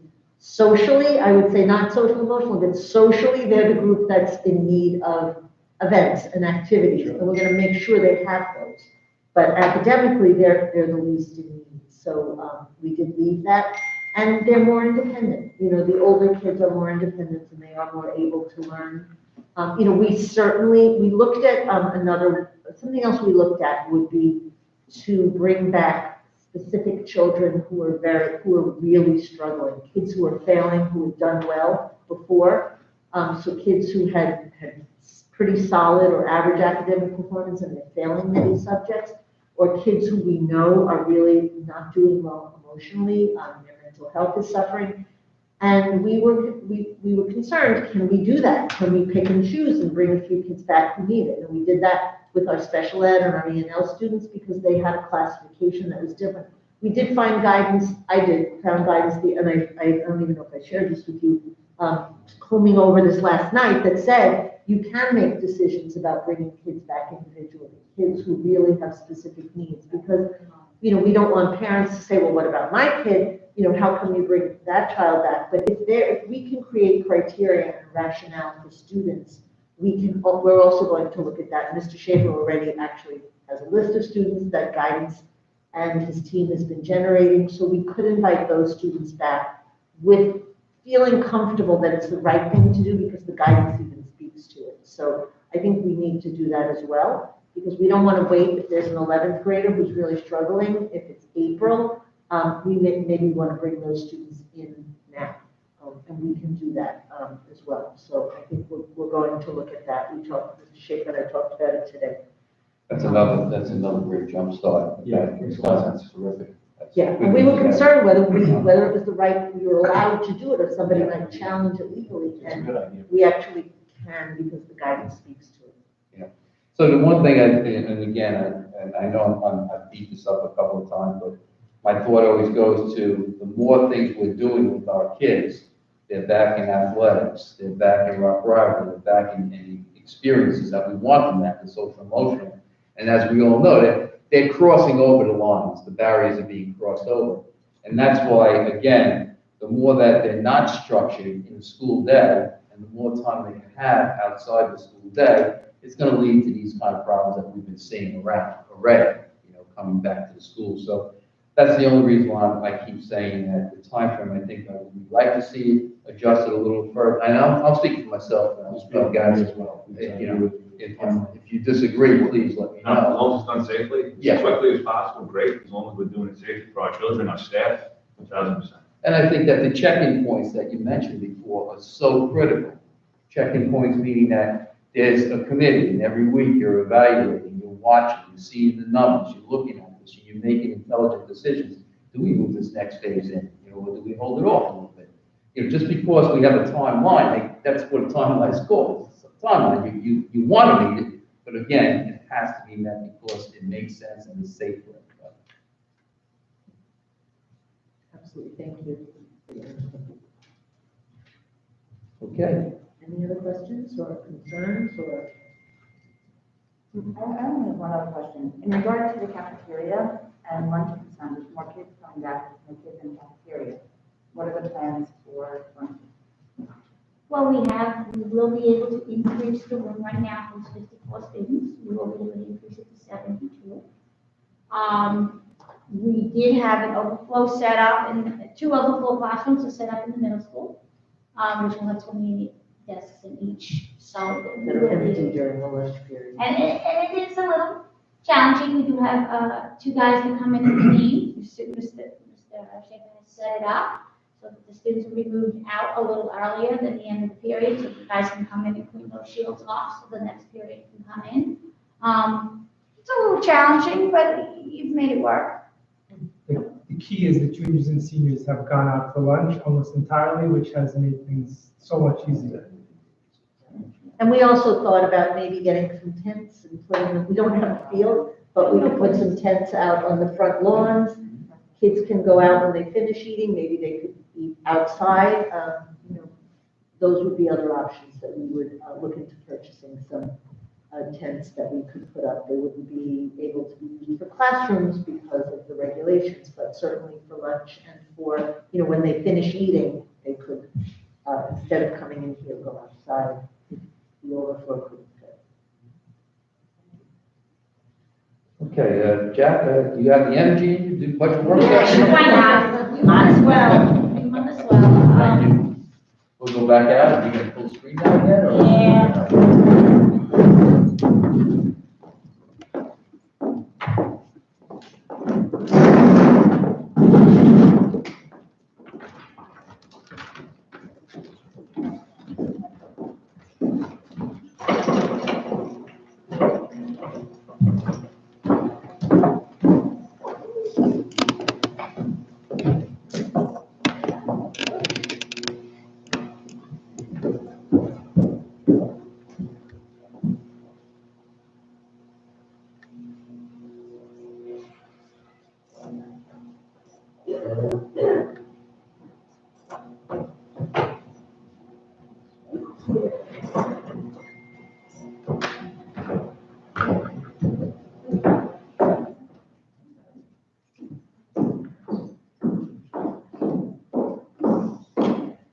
I don't see it. You guys see it? There you go. So my budget presentation is much shorter. All right, so I will try my best to keep you guys all alert. So today we are going to just give you a quick update on the tax levy cap, and then we're going to go over the expenditure review. So right now, as I had discussed last meeting, the CPI is set at 1.23. As we've indicated several times, your tax cap is set on multiple variables. One is the same throughout the entire state of New York, at your 1.23. The rest of the variables unique to each district. So some districts you're going to see, I'm sure the newspaper will be quick to advertise them. Some school districts will be much higher than us, some districts will be lower, and that's because of the variables that go in. For the most part, we are pretty much set here, unless there's some change to state aid formulas, which would impact my building aid. Building aid is, again, another unique variable, but that doesn't usually, the ratios that go into building aid doesn't usually change. So governor's proposal, when the state budget is adopted, hopefully on April 1st, we keep our fingers crossed that we're on time this year. I think that we're pretty much set at 2.6. Please do not get nervous at the 2.6. At this point, if the state aid remains the way it is, we are not at 2.6. That is our cap. And that means that we can raise an additional $815,391 towards funding the 21-22 school year. So let's talk about transportation. So we have contract transportation that we use for out-of-district and private schools. We transport students to 16 different schools and 124 students. In district, we have 4 vehicles, a 2001 two 2002s and a 2018 that we bought a couple of years ago. We discussed last meeting that the proposal is to purchase a new bus so that we have a newer vehicle. Right now, our bus is a 2002. And if it breaks down, we don't have a large vehicle, we only have vans. So the proposal this year would be to purchase a brand new bus so that we have a backup should the larger vehicle go down, because we do use it. And then we would surplus the 2001, sell it, and only run the 4 vehicles. We would have the 2002 vehicles would both be our backups, and then we have the 2 a large vehicle and the 2018 van that we bought. So here's our transportation costs. And last year I talked about a lot about how the transportation costs were spiraling, and you can see it going up, up, up, up, up, up. And that's because there's a shortage of drivers. Some transportation companies were closing. And we were not lucky enough to renew our contract last year in the 1920 school year with the company that we had been using for many years, and it was helping us reduce our prices. And that was because the company just could not acquire or hire enough drivers to meet the needs of all the districts that they were servicing. So East Rockaway was one of the school districts that unfortunately was not able to renew their contract. However, in the 2021 school year, we managed to get back renewed with them, and I would say 90%, with the exception of our BOCES runs, is done with that same transportation provider. So we saw savings there. We also contracted special ed or BOCES students with BOCES.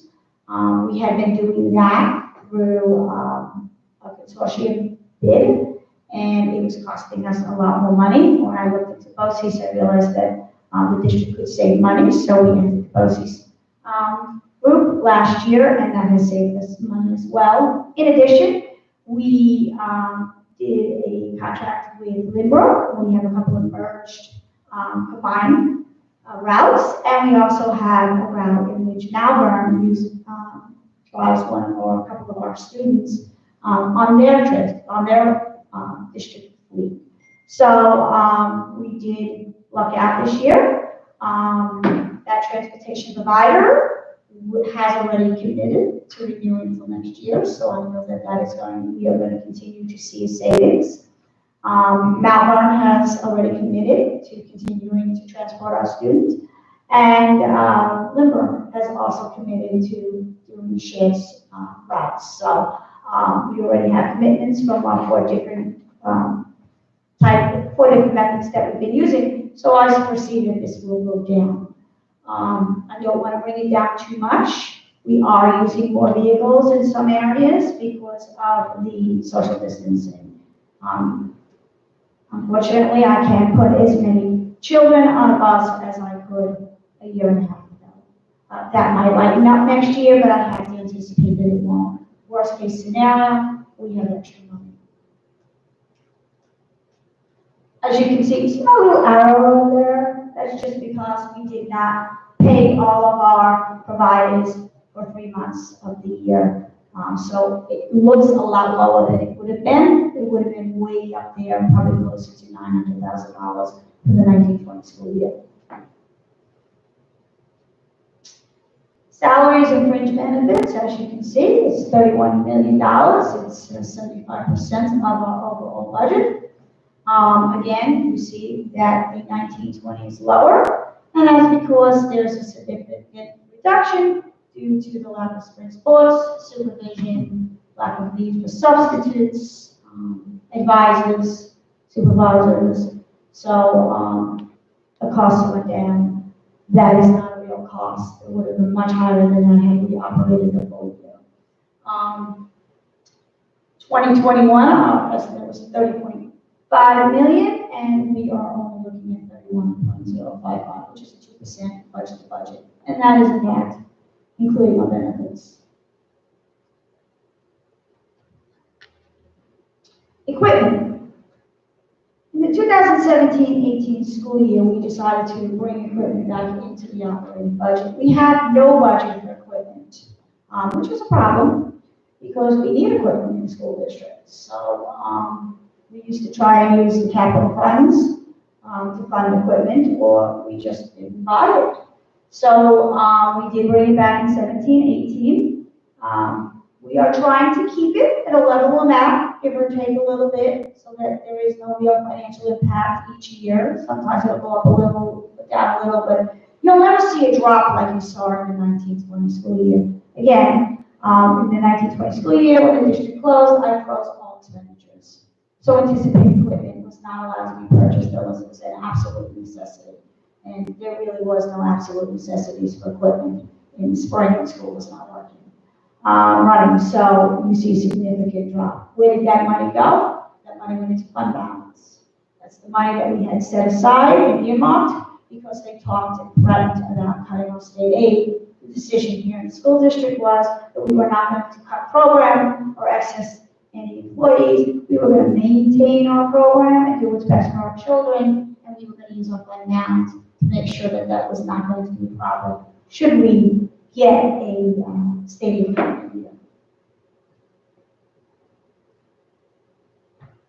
Supplies, textbooks, workbooks. I combined this again. Textbook initiative, something that we did not have here. That was implemented in the 1920 school year. So now Mrs. Heck has developed a textbook initiative plan so that we have a long-term plan as to which subjects need to be replaced, and we have it planned out. So again, it's consistent. There's no peaks, highs, and lows, and that's what you try to do when you do a budget. You try to plan long-term, and you try to plan so that it's pretty level. It's always going to go up a little here and there due to costs, but for the most part, we should try to have a relatively even number of costs year to year so that there is no real financial impact. This is going down. Last year was a heavy lift.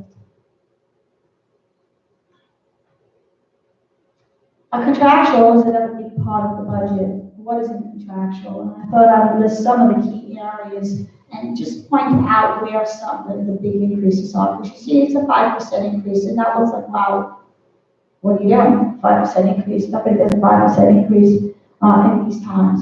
Well, security, we are a visitor management system here in the district. We're in the process of working on that. We need support for that. So that and the contractual increases for our outside security staff is approximately $11,000. The liability, flood, and student accidents. Student accidents doing pretty well, but the liability insurance has gone up. Our flood insurance continues to go up. That's another $20,000 out of this 174. Our private placement tuition went up by $125,000. So students who moved from BOCES placements, it's a private placement, and you'll see the BOCES number went down. So it's kind of a wash, but I think it was important to point out because someone wondered why I would increase our budget by 5%. And then again, we have our utilities in here, our legal costs, our auditors, and any other contractual things that we are obligated to. And there always are small increases. We do try to look for savings each year when we negotiate contracts, when we have background savings. But there are some that we just cannot avoid. BOCES. So what is BOCES? They provide us shared services. We use them for special education programs, professional training, technical support. We also have started using several years ago, using BOCES for a lot of our hardware purchases, and that's because we get aid back. We also use it for leases for our hardware. We implemented this so that our costs would be significantly reduced. So special education is not BOCES aidable, that's too high cost aid, but all of our services and our hardware technology purchases, which we converted to about 2 years ago, to try to take advantage of the BOCES aid. So here's our BOCES budget. Again, I'm going to continue to maximize our budget. You'll see there's a decrease, and there's that decrease I talked about. There's $50,000 of the $125,000 that was shifted. We do continue to increase our purchases through BOCES. We continue to roll out our technology plan, which we discussed last time. And we purchase enemies more and more, and we do it through BOCES to allow us to get the state aid, or BOCES aid, which is state aid. But just to give you a little bit of an example of what we do, right now, our BOCES budget for the 21-22 school year is $2.8 million. Of that, $1 million is for special ed. Services. That is not BOCES aid. That leaves us at $1.8 million that's in this budget for BOCES purchases and services. Our aid estimated is $800,000, which is a 44% return, meaning that we're paying 56% of the cost. So a computer is costing us 56% of what it would typically cost, had we decided to go outside for another contractor. So it is very advantageous. We try to maximize it.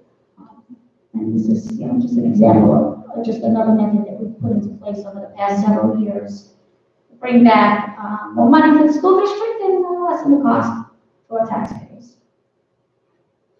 Technology reserves, we discussed this last month. I need to review it again because at this point, propositions will be advertised. They will be, this proposition is a second proposition on the budget vote. We used to have 3. We now have 2. First one is the actual vote, and the second one is to authorize use of the technology reserve for technology purposes. This will need to be advertised, so there will be a resolution on next week's agenda to approve it, so that we can go out and advertise it. That's a requirement, it's a legal requirement. So again, we're proposing spending $170,000. We try to put $200,000 a year into the reserve. Again, reserve is funded if there was excess funds at the end of the year. This additional proposition is no cost to the taxpayer. It's money that's set aside for these specific purposes. We are not looking to wipe it out. We're looking to spend 170. We spent 170 last year. My goal was to reduce that so that this could accumulate for some larger projects going down the line, just like we did with the capital reserves, so that the taxpayers would not have to put a large bill. Fortunately, things have changed. State aid is not increasing, so we're only needing 170. It still leaves us with $30,000 for 2 different years, and with $60,000 in our reserve for long-term projects. What will we be doing with that? We will be purchasing 300 Chromebooks. We will now be 100% Chromebooks. There will no longer be the Dell tablets that were handed out to our one-to-one initiative. We had a lot of problems with our tablets. They were constantly breaking down, constantly needing to be repaired. So we started to shift over to Chromebooks a couple of years ago, and now for the 21-22 school year, all grades on the one-to-one initiative will in fact have Chromebooks. So it will be consistent across the board. We feel as Mr. Rouse felt that that was very important. Everybody was on the same platform. So, as I said, it was rather easy and short today. Next week, we're going to be talking about district initiatives that are inside the budget already. We'll be talking about the most important part of this, that is the state aid and the revenues coming in. That will determine where we are with the tax cap levy. Again, the revenues and state aid remains as it is today. We are not at 2.6%. We are much lower than that. And I'm hopeful that the state aid will increase, if not, remain flat. So, are there any questions? No? Okay, well, thank you.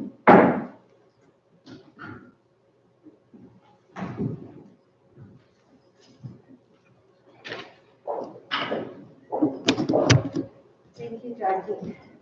Great job, as always.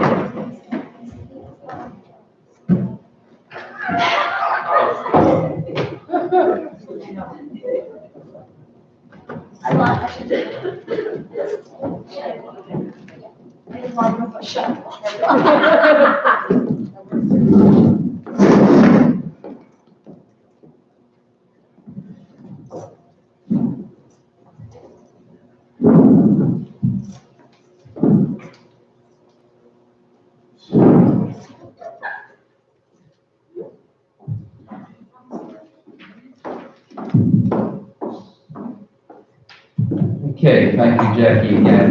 You know, I kid with Jackie stepping on, said that she has a retirement job when she's ready, go around to districts around the county and just do budget presentations. She's so good at it. Really makes it understandable for the layman, you know, and does a great job every year. It just keeps impressing them, so thank you for that. Also, before we move on, when I ask the audience if they have any questions, Mrs. Smith had one. She got called to a phone call and she just asked me, could I ask it now? Mr. Reese and the administrators is that commitment, are we going to be looking for a commitment for parents? When we survey them to see who's coming back and when? Yes, we're going to ask parents really to sign something and commit.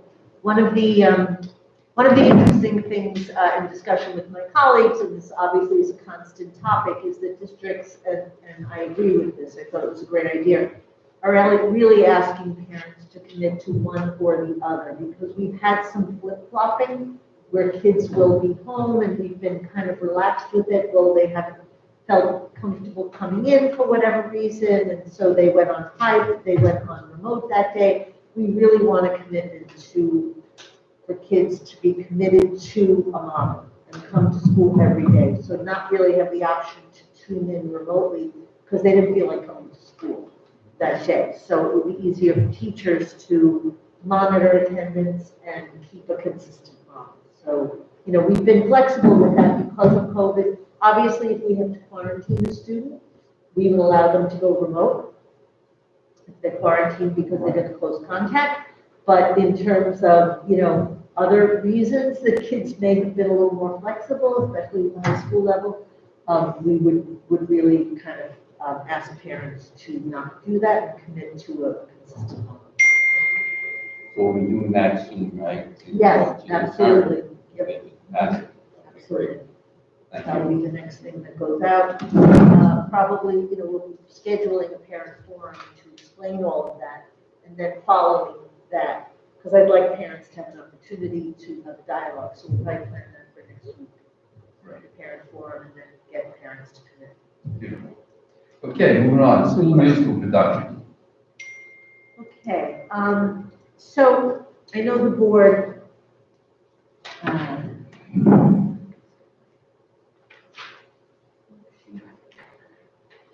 I met with Mr. Seglio, and you know, obviously COVID has been very challenging for the music department. The guidelines are still in effect for 12 feet social distancing when students are in either in band, which has wind instruments.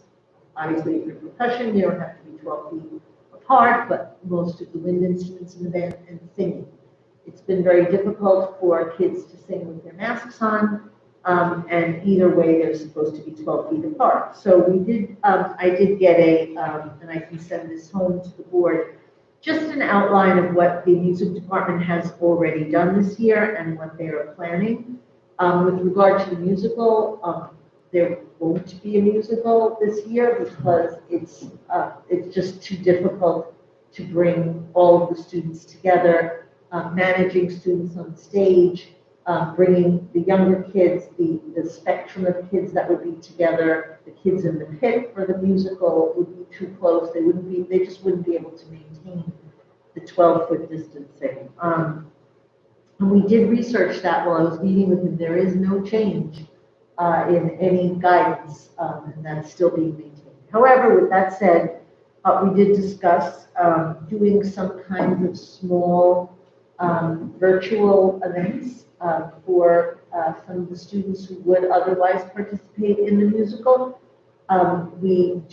They kind of had a measure or an indicator is they are scheduling Broadway by the Bay, but they're changing it this year to East Rockaway's Got Talent. And there's been a pretty low interest level of students who are wanting to participate.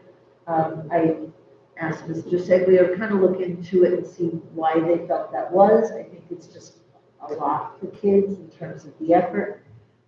We have had some virtual performances, which I'm sure you've seen. There's been let's see, well, right now they're in the midst of preparing for NISMA, and students have to prepare a video for NISMA, so it's a lot of work this year to prepare for that performance.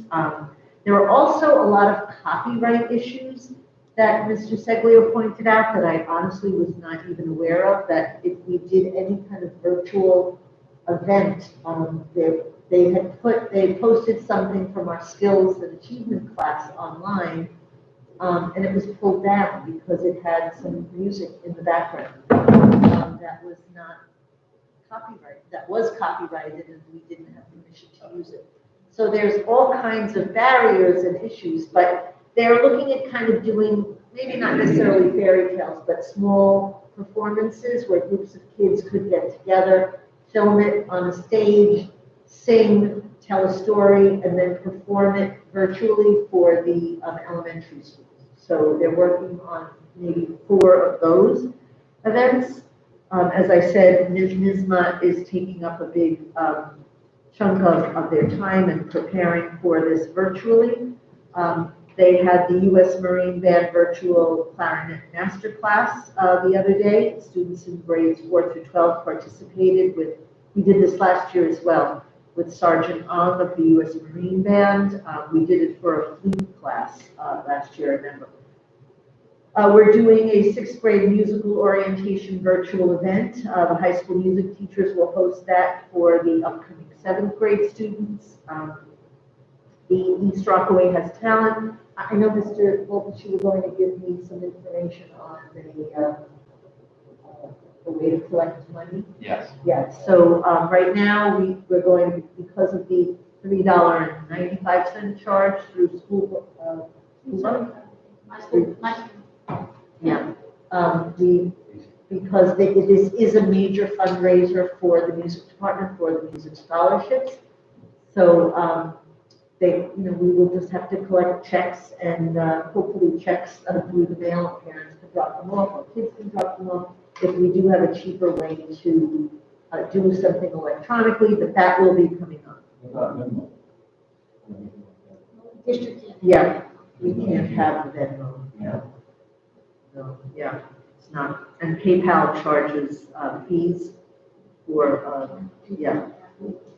I know that through the Ed Foundation, they had used PayPal, and there was always issues with fees, right, for that as well. So let's see. They are going to hopefully stream the NISMA performances for students who would like to do that. And then the Triam Music, Triam, which is the Music Honor Society, is planning and painting of murals in the music hallway. So they're going to do service projects, as Mr. Schaefer mentioned before. They are planning for a virtual spring concert in May or June. We talked about doing something outdoors. Mr. Seglio felt that would be very difficult, even outdoors. They're supposed to be 12 feet away. In the beginning of the year, they were practicing on the bleachers, which we don't have anymore. So they would have to go somewhere else to one of the other buildings, because we don't have a field, which is a wonderful thing that we get to do, so we'll put up with it. But that it was difficult for students to hear one another when you're outdoors. So we did talk about exploring the possibility of using the band shell at Memorial Park. And the orchestra can actually perform, so we're hoping that we will have an orchestra concert and can do that, because they can be 6 feet apart. So we're looking at using, working with the village. We did reach out to the village about the graduation. I have to say they were very excited about the possibility. We think that will be an outrageous solution, really bring the community together. If it's large enough, if not, we would do 2, but also then use it for some types of concerts as the weather gets better. So they are working on it. I think it's difficult for the teachers. That's one of the things that we had to, when we talked about the reentry planning the other day. The choral, the choral room that's right out here is small.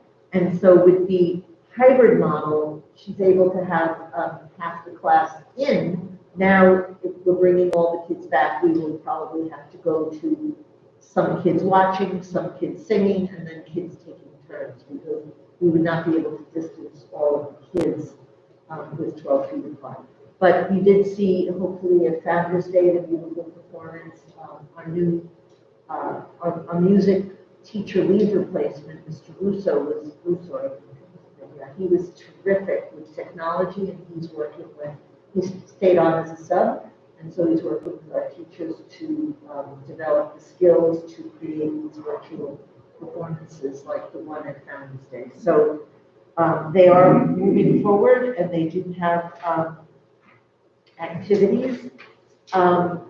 You know, some of the concerns for other virtual or live performances, that rock rivalry needs to end before rehearsals can start. AP exams have been moved. There are some barriers.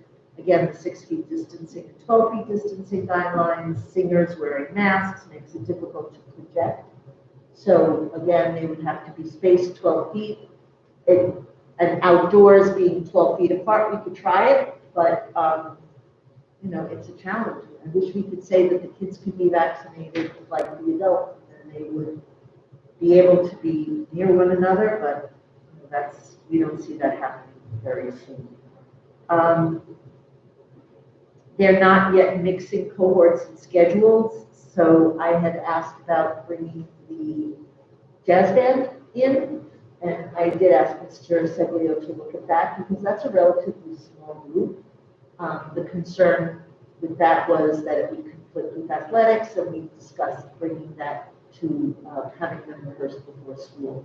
And of course, it would possibly impact extra help, but it did before anyway, because that's when they had rehearsals for the jazz band. The jazz band is small enough that they could be distanced on the stage, the 12 feet apart, or at least practice in small groups, and then do a venue somewhere else, maybe even, you know, in the all-purpose room at Rain Avenue. So we have to be very creative and explore all solutions. So Mr. Schaefer, Mr. Seglio, and I met, and we're hoping that some of these things will. Thank you for that report out. And the reason why we had asked that is that we had some grumblings in the community about, you know, athletes are allowed to come back. Why aren't this group, this group, this group? So it's good that when we hear the obstacles that are out there, also knowing that there are areas that we're working at to bring everybody that what they love and the extracurriculars is possible. So thank you for that. Okay, so that brings us to our current extracurricular programs. Yeah, so Mr. Schaefer covered most of that in his presentation. He left on his, I actually can pull them up on my computer, but do you have specific questions other than what he presented? Because I will send home the document that describes more specifically what the what each of the clubs are doing. You hit every area that I was thinking of. I don't know. I thought it was a terrific job, and again, like we're saying, we're trying to give kids what they deserve and what they look for in school, you know, besides classroom. So that's terrific. And, you know, we'll do that another time. Okay, I will send it home in the update so that you see, you know, in detail. You know, it's been difficult because, you know, we have to respect the staff members who feel that being in school for them is enough of a challenge, their own personal, as I said in the speech, you know, we're all navigating the same storm in a different boat. And so some of the teachers who normally run some of those clubs are teaching remotely, and I think they're doing a great job. And I think now that we're moving forward and the weather's coming, they'll do. Okay, next one on the agenda is the rock rivalry stipend. Okay, so Mr. Cimarelli came to speak with me. Mr. Cimarelli, as you may know, is going to be retiring this year. It could be a big loss for the district. because he wears so many hats, as everybody does. And most important, his biggest hat that he wears is the Rock Rivalry Coordinator. He's done that for 25 years, believe it or not.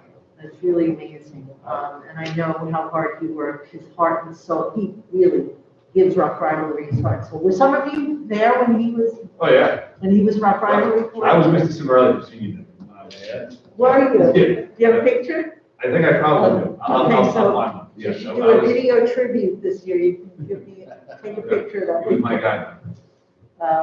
We did a video tribute last year for our retirees and our tenured people, so that would be a great picture. So anyway,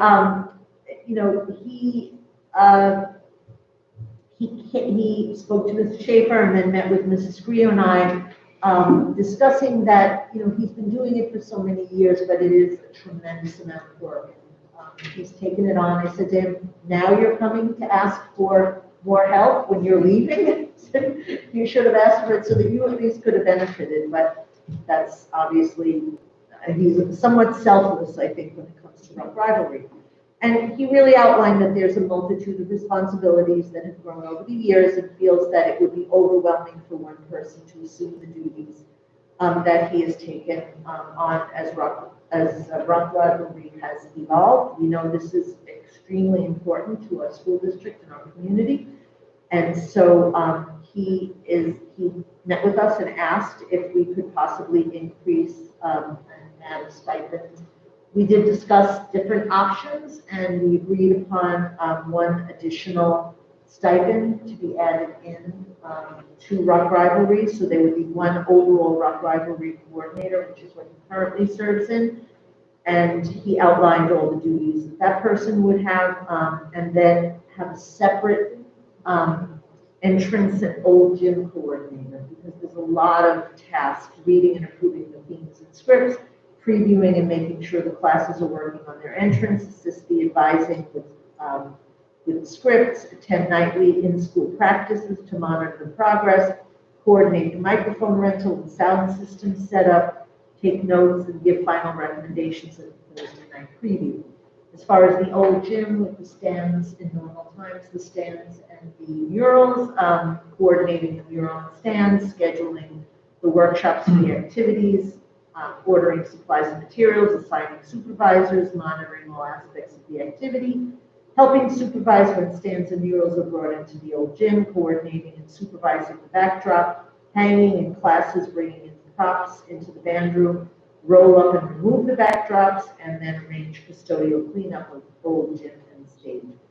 So that would be another kind of overall coordinator. We do have the 2 advisors for each grade, so that would make a total of 10 positions for Rock Rivalry. And we are recommending that. Mrs. Grio is able to find that money in the budget, so it would kind of split the coordinator position. They would still have overall responsibility, but take some of the responsibilities away. The other area that we felt we could cover a little differently was the sports coordinator, sports night. I know Mr. Bulbus did that a lot for many years, and no pay, I believe. We can't make it up. But we thought that we could cover that with supervisions, because most of it, our teachers get a rate of pay for a daytime supervision and evening supervision. In the evening supervision, $112, so 111 and change, or it might have gone up. I can't remember the exact amount, but I've been signing many of them this year at all. So anyway, that's a much smaller job and for a shorter amount of time, and it's very well run, and there are protocols and procedures for it. So we thought that could be covered by the supervisions this year, and we would be happy to support that, because everybody does work very hard, and we don't expect people.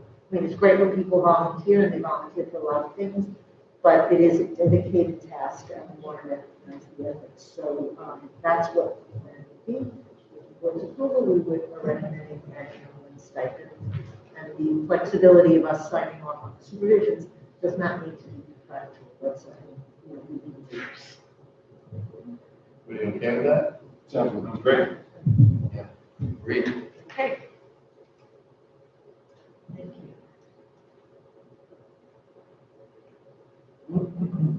Kristen, I'll take over the policy adoption. Sure.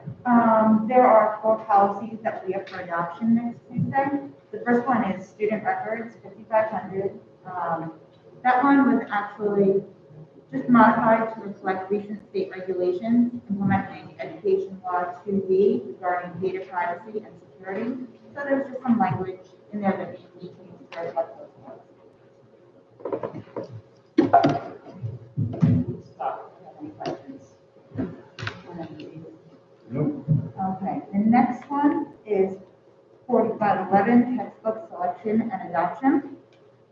And that was changed to further address issues in educational equity, inclusivity, and diversity. So there were updates to that, and again, in terms of language. Does that include any electronic textbooks, or is that a different policy? I think everything is encompassed under. It does include any electronic text, yes.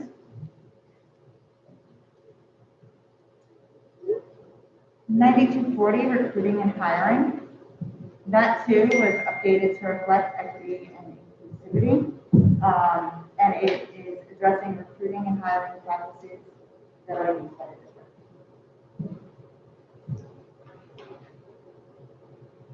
Yep, good. All right. And the last one is 9700 professional learning and staff development.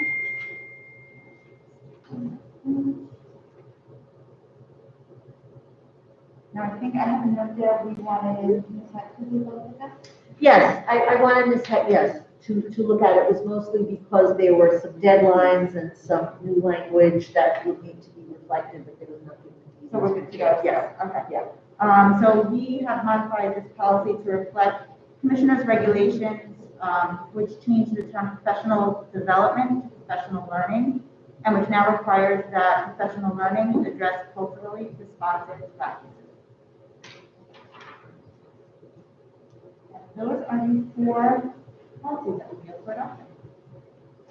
Okay, anybody questions? We're all good with that? Certainly exploit the reference and those policies forward. Yeah, I would like to thank Kristen and Pete as well, because it is a lot of work and it's very tedious work, and we banked out those policies. So we're really getting through most of the updates from this, but we might be able to take a little reprieve soon. Then we'll start over again. Okay, our last agenda item is nomination candidates for BOCES board. So this is just something, if the board wants to nominate, I have the materials here if the board would like to look it over. Basically, by March 22nd, the board needs, if the board is interested in supporting the candidate, that needs to be submitted to BOCES. So we have, I have all the information here, if the board would like to review it. Sorry.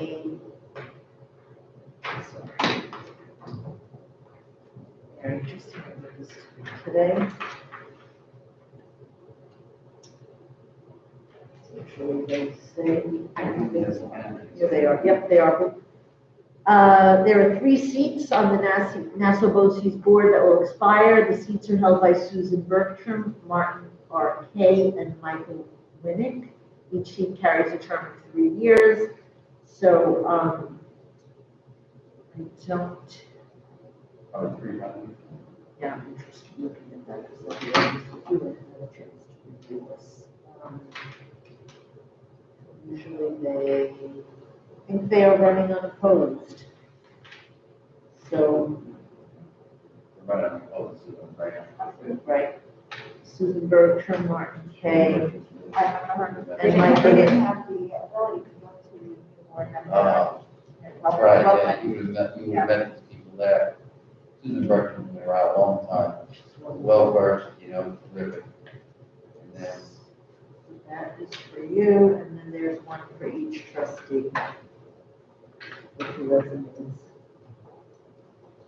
so So what we'll do is we'll just pass this around tonight, take it home, we'll get over, and then, we'll talk about it next week, sometime before the meeting. Okay? And then we'll have our vote ready.